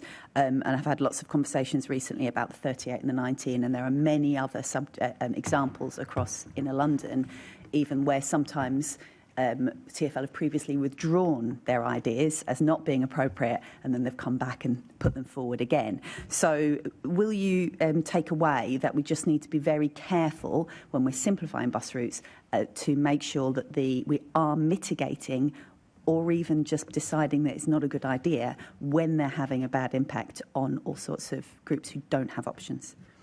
Well, Chair, the member knows about this because she's been successful in stopping changes in the past. So well, they've come back. They've come back, Sadiq. Let me explain to the member the thinking, is this. The TfL has to keep every bus route under review. There are 700 bus routes, 700 bus routes, take or leave. And the use changes depending on a number of factors. One is a recognition that in central in London there are alternatives to the bus that weren't there before. Micromobility has completely transformed how people get around central and inner London: e-scooters, e-bikes, and so she'll have seen, as I have, double-decker buses which are just empty, and they're very frequent, but they're very empty. That can't be right, and so TfL does look at where they can improve things, but she's right to give a word of warning to TfL to just make sure they're doing qualitative work as well as the quantitative work to make sure the individual she's talking about, who for whom that bus is essential, aren't inconvenienced in a way that can't be properly addressed. Yeah, no, and I do understand, but I mean, if we see an empty tube, we don't suggest taking it away because, of course, it's much more difficult to change the tube. So it's it also doesn't need saving. So actually, unlike tubes, on a serious note, unlike tubes, reducing frequency doesn't save much money on a tube. Increasing frequency on a tube does bring in money. And the bus is a bit different. Yeah, it is, because of who's using them. But on another subject, apologies, because I'll just talk about buses for ages.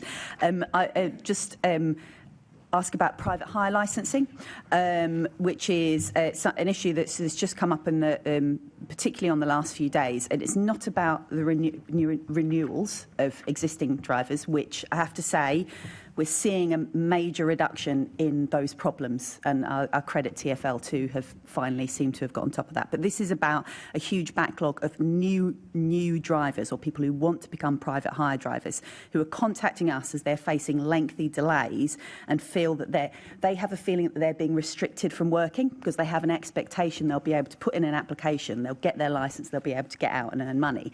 Now, when you've got a backlog of, I think it's around 4,000 at the moment, that's not really realistic. And also, we can't simply just issue a private hire licence to anyone who wants to drive because of the impact of congestion, earnings and everything like that. But I won't get into why we need a cap on private hire licence. But the reason this is a budget question, you might ask, is because we are taking money, or TfL is taking money from new drivers up front, which of course seems to make sense, but they are then waiting months or in sometimes years, which obviously they think, I've paid my money, I've got my medical, I've got my DBS, I've paid for all this, and then I'm getting nothing back, in some cases for over a year. There seems to be just something wrong here. I did write to the Finance Committee and suggest that they delay putting up the prices. I don't think they listened, but I do think there's something wrong overall about this idea that we're taking money from new people, from Londoners, and they're not able to give them what they're expecting. So could you take that away and have a look at it? Yeah, but I can, but simply, can she let me know the individual cases? I mean, I could, but there's a lot of them. But no. Yeah, I mean, offline. yeah. Let me know, and I'll follow that personally. I'm happy to take it offline, but it's systemic rather than individual. So, yeah, thanks, Chair.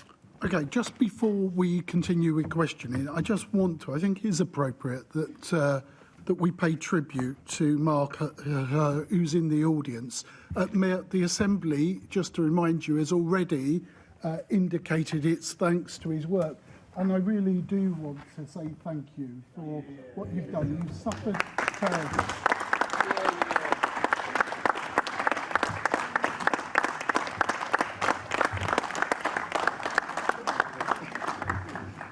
Now, let's return back to our questioning. So, Assembly Member Boff. Now that the National Federation of the Blind have exposed the data that TfL uses to justify floating bus stops as deeply flawed, why have you not included a provision for a programme to remove floating bus stops where they have been ill-advisedly installed? So, Chair, if it was the case that TfL needed to withdraw any floating bus stop, the monies within the budget would, the TfL budget, we're talking about the TfL budget rather than the GLA budget, would cover that. The existing budget will cover it?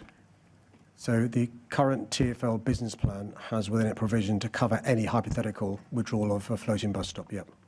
And will you contact the National Federation of the Blind to allow them to explain to you why TfL's modelling is so very, very wrong?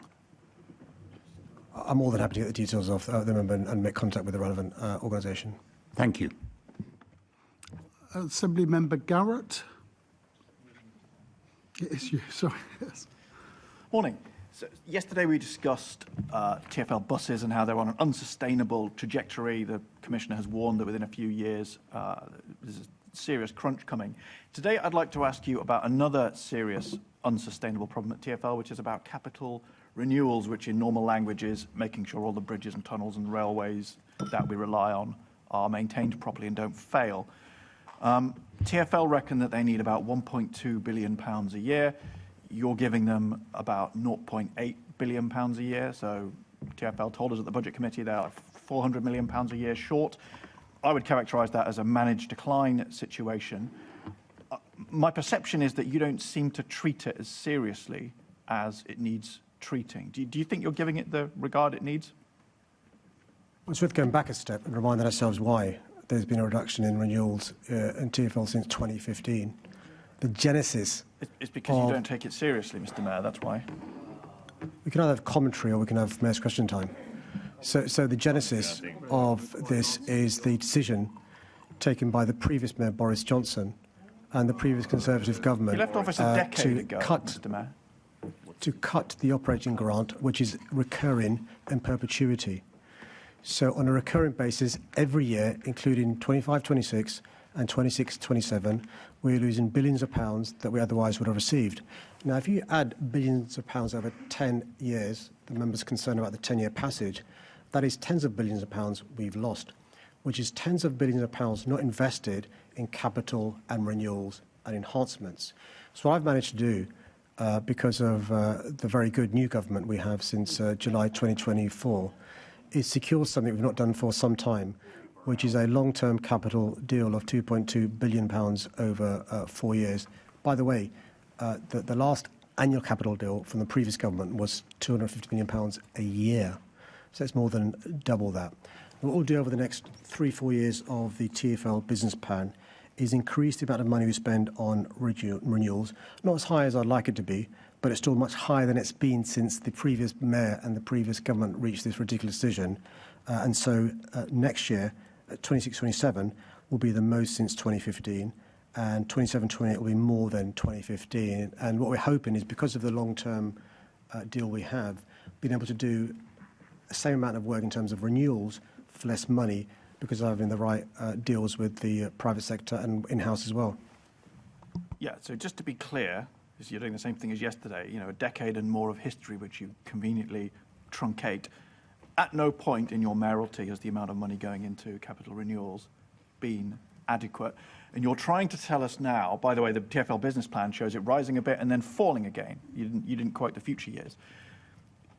My concern is we've seen multiple bridges, these are council-owned bridges, but multiple bridges closing.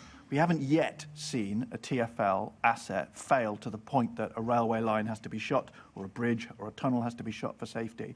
We are on a trajectory, £400 million a year, too little going into it. This is your choice, it's your budget. You've been here a decade, despite your repeated reference to previous mayor.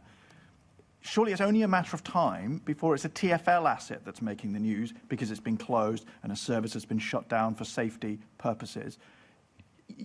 At what point are you going to get to the capital maintenance meeting what TfL say that they need? Not a lower figure that you reckon you can somehow figure out. They say 1.2 billion, and I'm inclined to believe them. When are you going to deliver that much money? Well, I do like this anger the Conservatives have suddenly discovered since July 2020. I'm quite angry that our bridges might fall down, Mr Mayor. Stop changing the subject. When are you going to maintain them properly? And the mock extra angry man we see as well, just turning up the gears. You think Londoners wouldn't mind if bridges and tunnels closed because you're not maintaining them? You think they'll be chill about that, do you? We've got a situation. Senator McGarrett used the word chill. So we've had since 2000, TfL set up 2000. From 2000 to 2016, he doesn't talk about history, there was a deficit every year in TfL. What supported TfL was an operating grant from the previous government. Operating grant and a deficit. We've had the operating grant taken away from TfL since 2015. And what have we done since 2016? Year on year reduced the deficit. So for the first time in the history of TfL, 2 years ago, we've got a surplus. And for the last 3 years, we've had a surplus in TfL. Never done before, being done now. We've also had from the central government, not only a cut in operating grant, a cut in capital support as well, which means, I've got the numbers here, some years, because of lack of support from the government, we've only spent £388,000 in he's renewals. rambling and what we've managed to do is increase that from £388 million to now 800 and then 863. Now, of course, I want to spend more in renewals. Of course I do. Chair, of course TfL will do. This is the legacy of a decision made by the previous mayor and the previous Mr. government. Mayor, the surplus is fictional because you create it by underfunding capital maintenance. It's obvious you don't take it seriously. That's the answer to my question. Thank you, Chair. Okay. So capital maintenance has gone up, though. So it just makes a mockery of his point. And renewals isn't funded from the operating account. Assembly Member Best. Thank you, Mr. Mayor. Thank you, Chair. Mr. Mayor, have you, I'm guessing you have seen that Go Ahead have said they want to terminate their contract early, return the contract to TfL as a result of Labour's national insurance increase for employers. Were they right in that statement or wrong? And it's a yes or no, so you probably don't need pages in your book. I've not seen that statement. It was mentioned yesterday by the chair of the Budget and Performance Committee. What I do know is that because of the increased costs of running public utilities, including buses, we have break clauses in a number of our contracts that have always been there. Since 2022... Sorry, was it right or wrong? Are they right or wrong in that? If I give you a yes or no question, I expect that in return. If I go on a monologue, I'll let you monologue. I think that's fair. So, right or wrong? That was a monologue? Well, the way loaded questions work is you don't demand a yes or no answer. I answer the questions. Yeah, I asked the questions. Yeah. You answer them. Yeah. And I've said, can I have a yes or no? Look, if I get the chance it's not very productive either way. The Mayor is entitled to answer the question how he wants to answer it.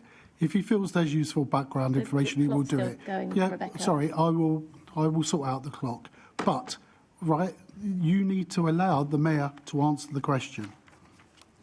So since 2022, we've seen an increase in bus operators wanting to use the provision of the break clause to renegotiate a contract. I'll try again. Right or wrong? Were they right or wrong? We'll go ahead. Right or wrong to say that Labour's national insurance. Stop. But it's a now, different question. I'm speaking. Stop. Right. Stop interrupting. And allow the Mayor to do it, to answer the question. Then you get a chance. He's not even close to the ballpark of where my question is. Then you get a chance to come back. Right. Okay, you're aware we're on the clock. He's not even close to the ballpark of my question. Clock, but this is the nature of the way that you ask the questions. If he's in the ballpark, I'll let him. He's not. It's not the nature of the question. I've made him nowhere for him to go. You're not allowing him, as you keep interrupting me. You're not allowing him to answer the question to see if there is an answer there. Then you've got right to criticise. Right, OK, do you want to start the question again and rephrase the question, or do you want the Mayor to answer? I don't know how I can rephrase a right or wrong answer. Okay. We'll stick with the question. So we just put a tally on how many times he's avoiding the question. Were they right or wrong? OK, right, let's get the clock right. As I was trying to answer, Chair, so early termination started to happen to a notable level in 2022, so they predate the change in employers' national insurance contributions. So when you say that, so you're saying that Arriva and Go Ahead were wrong to stipulate Labour's rise to national insurance. That's what you're saying by saying it happened before. That's the evidence from TfL, and TfL are the people.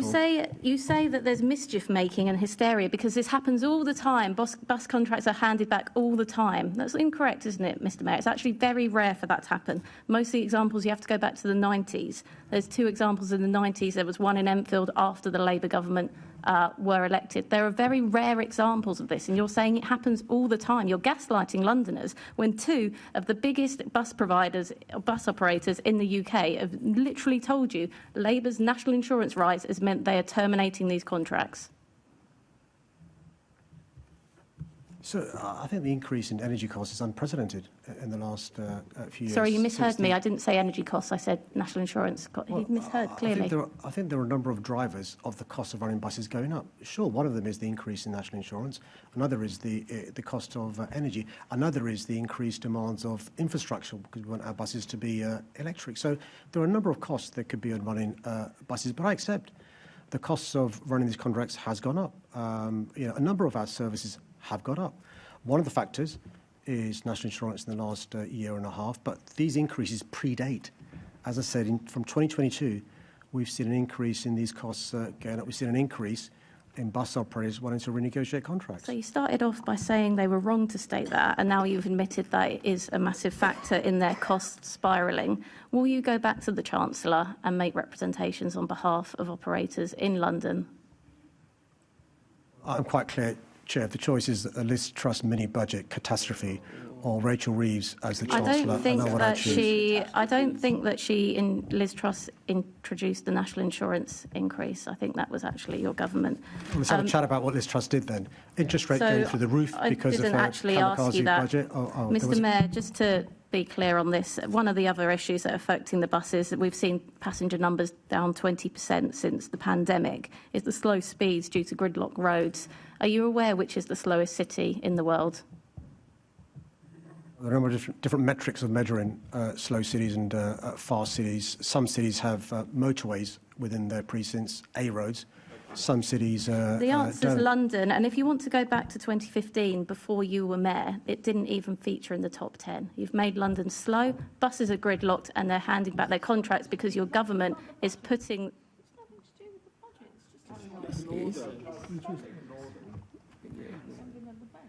It's why people don't ride the bus. Come on. Thank you. I think Leonie Cooper needs to go back and look at the budget to see what's in it around LTNs, closing roads, and what the mayor's done with not funding our buses. The ridership is down. Can we stop? Carry on. Carry on. Oh, dear. Carry on. Ridership is down by 20%. That is because of the slow speeds. In 2015, when you came to be the mayor, London didn't even feature as one of the slowest cities, and you have now made it the slowest city in the world. Thank you, Chair. All right. OK, somewhere in there was a question, but I'm not going to ask the mayor to respond to it. OK, let's move on. Assembly Member Georgiou. Mr Mayor, over previous budgets, and in fact this budget, you will enable TfL to give the London Borough of Enfield more money for LTNs, 20-mile-per-hour zones, cycle lanes, and additional bus routes, bus lanes, red routes that aren't needed and cause more traffic, pollution and congestion.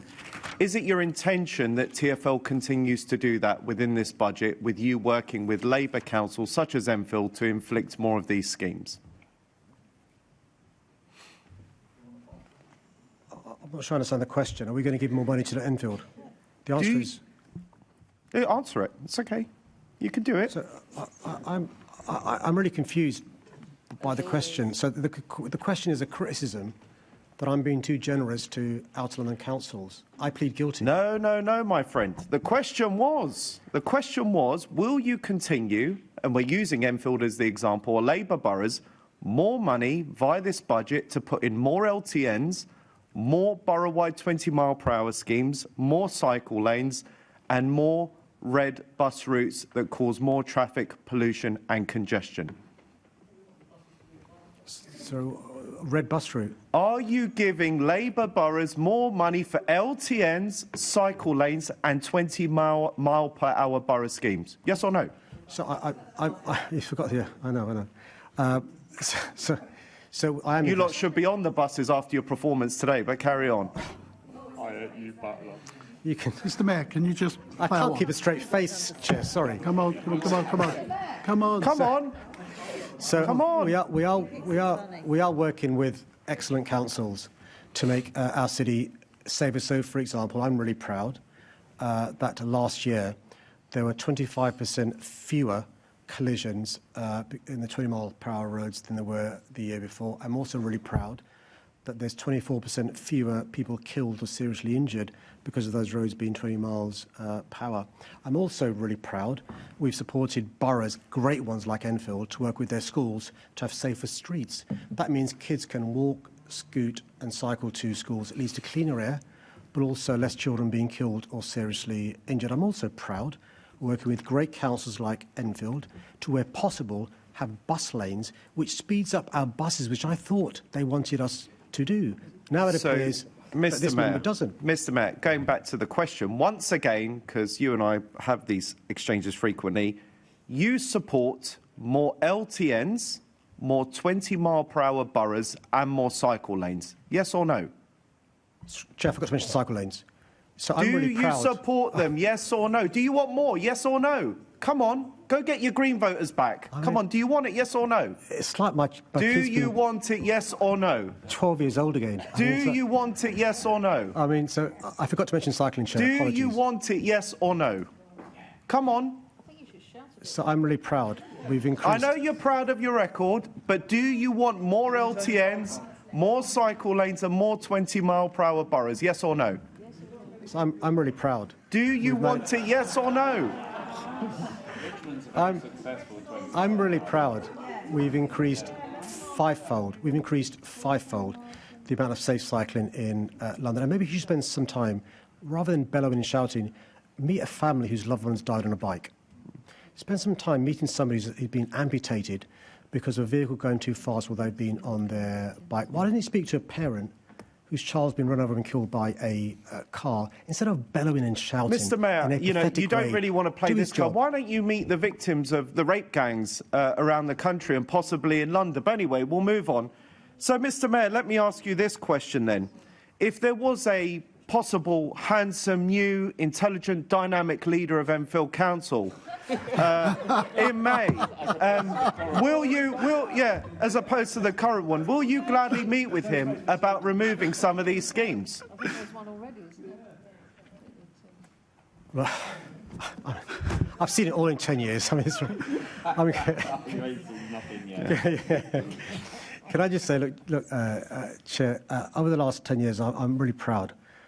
We may disagree, but working with councillors in central, inner and outer of all parties, we sometimes all disagree.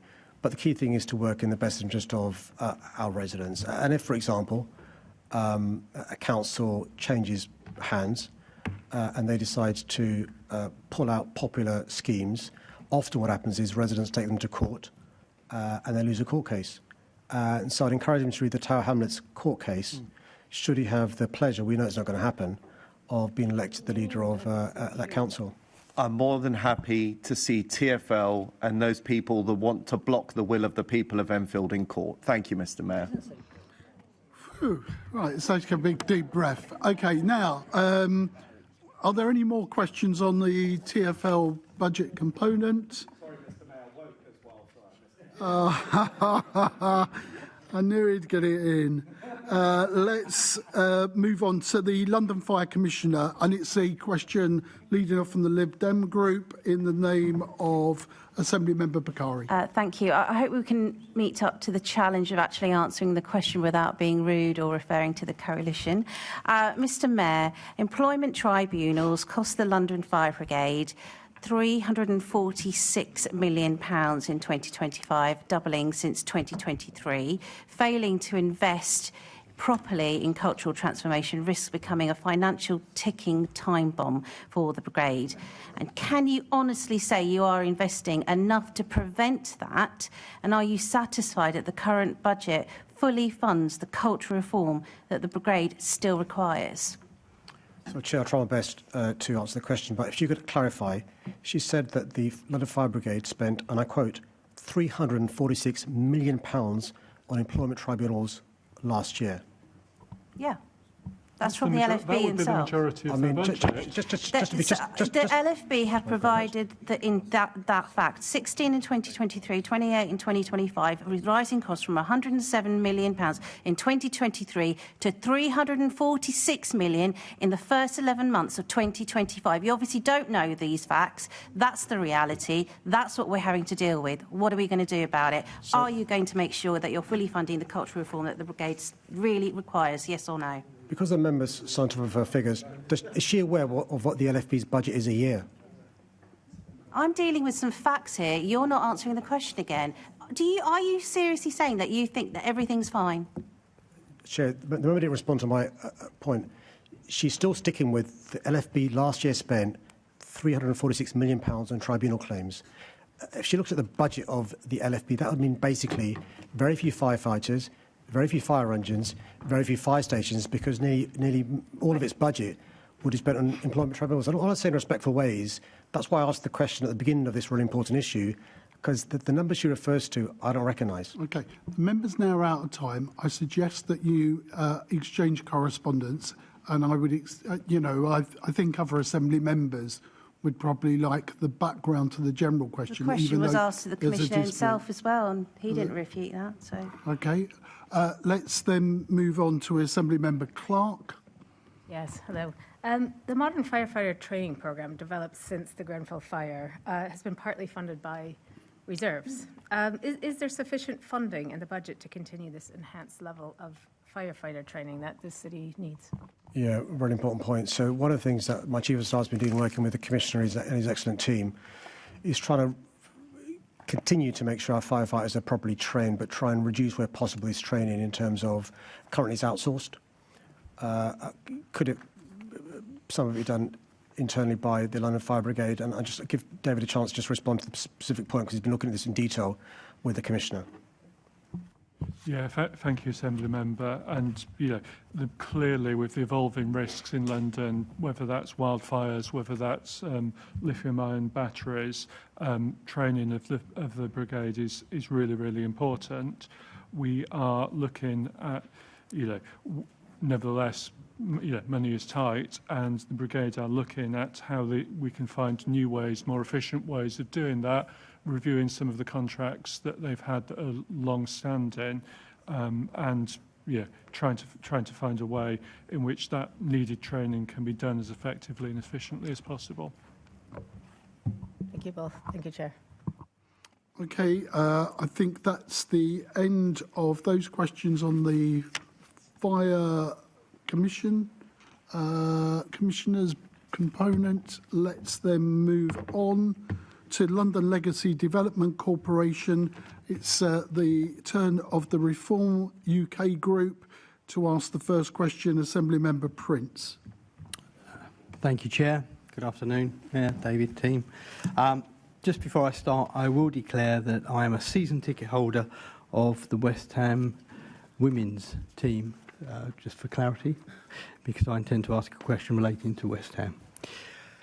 So, Mr. Mayor, the London Legacy Development Corporation sold the London Stadium to GLA Holdings. Could you explain the reason for that move, please?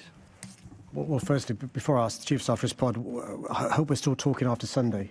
Big game on Sunday for both of our teams. Well, I'm very much hoping we will be talking. I'll settle for a draw. How about you? Yeah.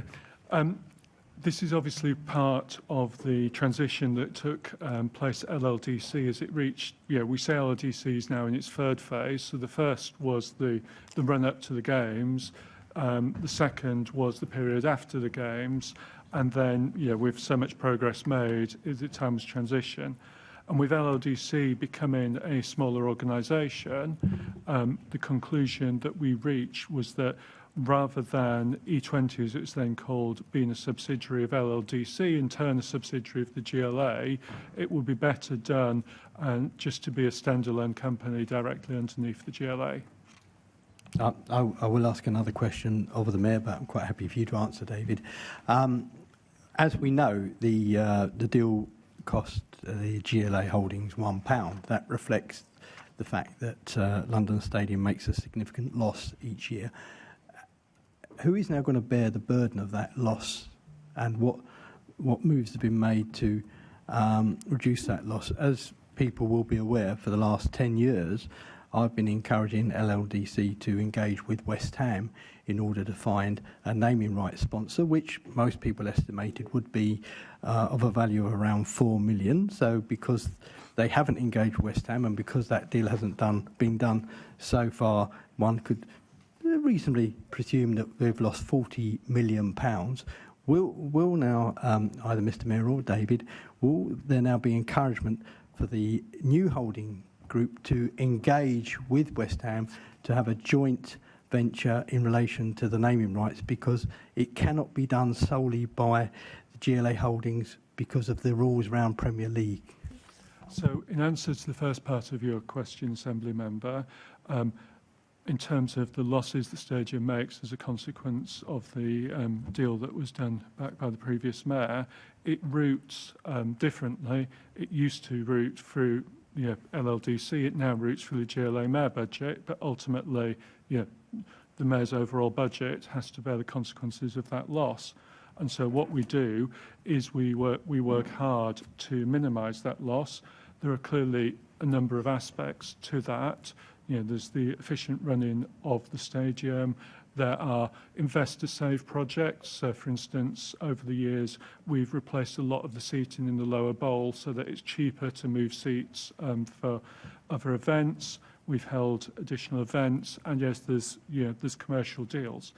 In terms of naming rights specifically, it's a difficult market. You can see that with some other notable stadiums not having successfully secured naming rights. Any deal has to be one that will work for us and will work for West Ham as well. It's not accurate to say that this is something we've never worked with West Ham on, and there are discussions with them going on at the moment, and clearly we always want to I just want to ask one more with West Ham. Quick question, please. Also, as part of the scaling down, Mr Mayor, you know that the planning powers have now been returned to Newham. I understand why that is done, but do you think that is sensible? Because Newham is like the 4th worst borough for planning applications. Would that put at risk any developments coming forward? I would just say it was always the intention to give back to the councils the powers that have been taken from them. And I think there are 5 boroughs involved in terms of the original LLDC. So all of them now have got their planning powers back. And I just think it'd be wrong if we carried on in perpetuity the planning powers. So each council is in charge of applications in their respective boroughs. Thank you very much. Reform Group are now out of time. Any other questions on this aspect of the budget? Okay, let's move on to Old Oak and Park Royal Development Corporation. I've got Assembly Member Irani.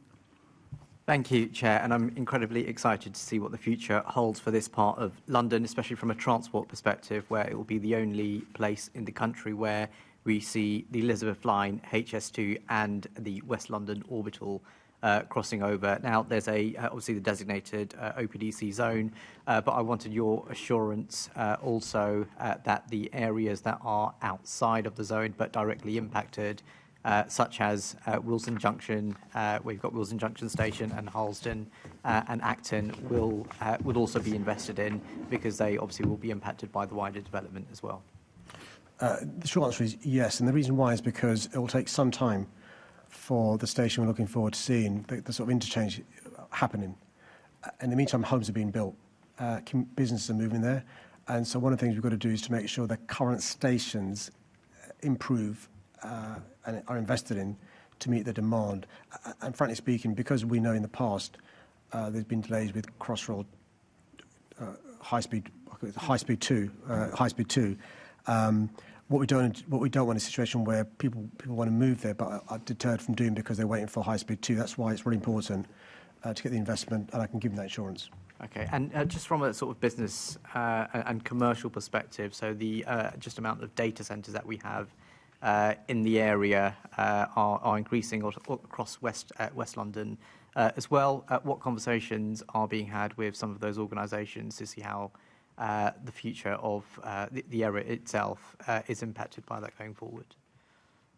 So in terms of data centres, and so we are speaking to the government as well, because there is a concern in relation to the grid for obvious reasons. We're also keen to make sure we can use the waste to heat homes and so forth, which would be, a first, which is really important in terms of the circular economy as well. Just to let him know, because I was interested in this area, that the new London plan will also look into the issue of planning when it comes to new data centres as well. There are concerns we've got to recognise in relation to the amount of energy they use, the amount of water they need, and so forth. I think we've got to recognise it's not all upside in relation to data centres, and so we've got to recognise there are some trade-offs as well. That's one of the reasons why I'm sure when it comes to the new London plan, they'll be looking into those issues as well. Thank you. Yeah, just obviously just to reiterate that need, just because of the importance of making sure that when it is built up, we have the power that is needed in the area to service those homes as well. Thank you. Okay, so let's, unless there's further questions from anybody, let's move on to the Oxford Street Development Corporation. Assembly Member Boff.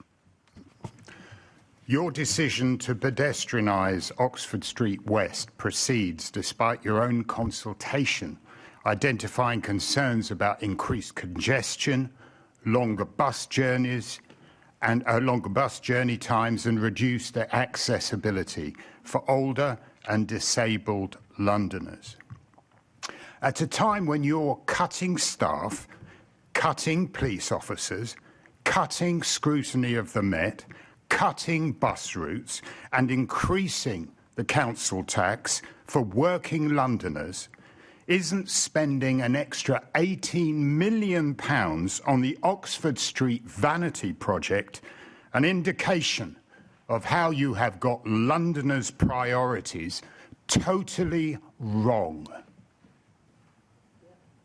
Well, I'm not sure the member understands how a global economy like London works, so let me explain it to him.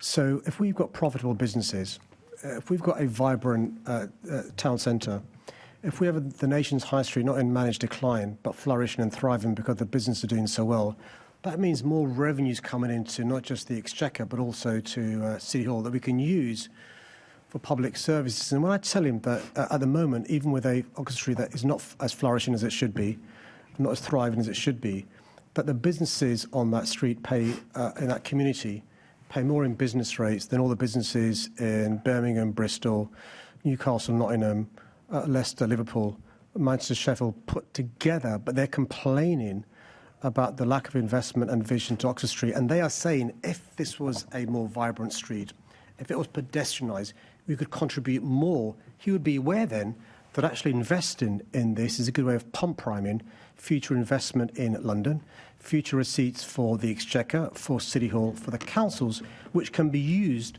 to provide better public services, better jobs for Londoners and those elsewhere as well.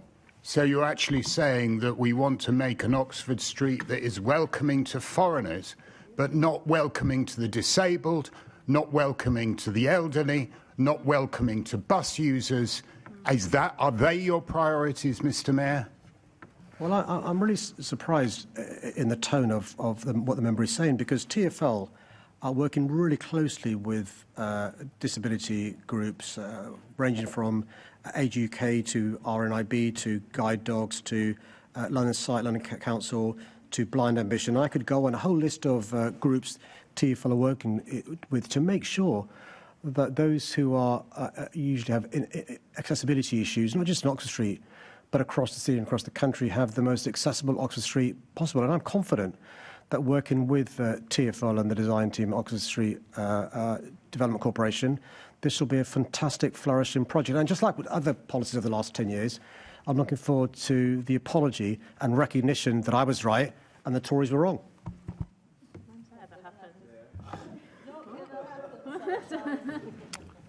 Okay, right. Take another deep breath. We've now reached the end of the question and answer session. Thank you to the Mayor and the officers for answering our questions today. The Assembly will now adjourn and return in 1 hour 15 minutes, 1:35, which is 1:35 to continue the meeting.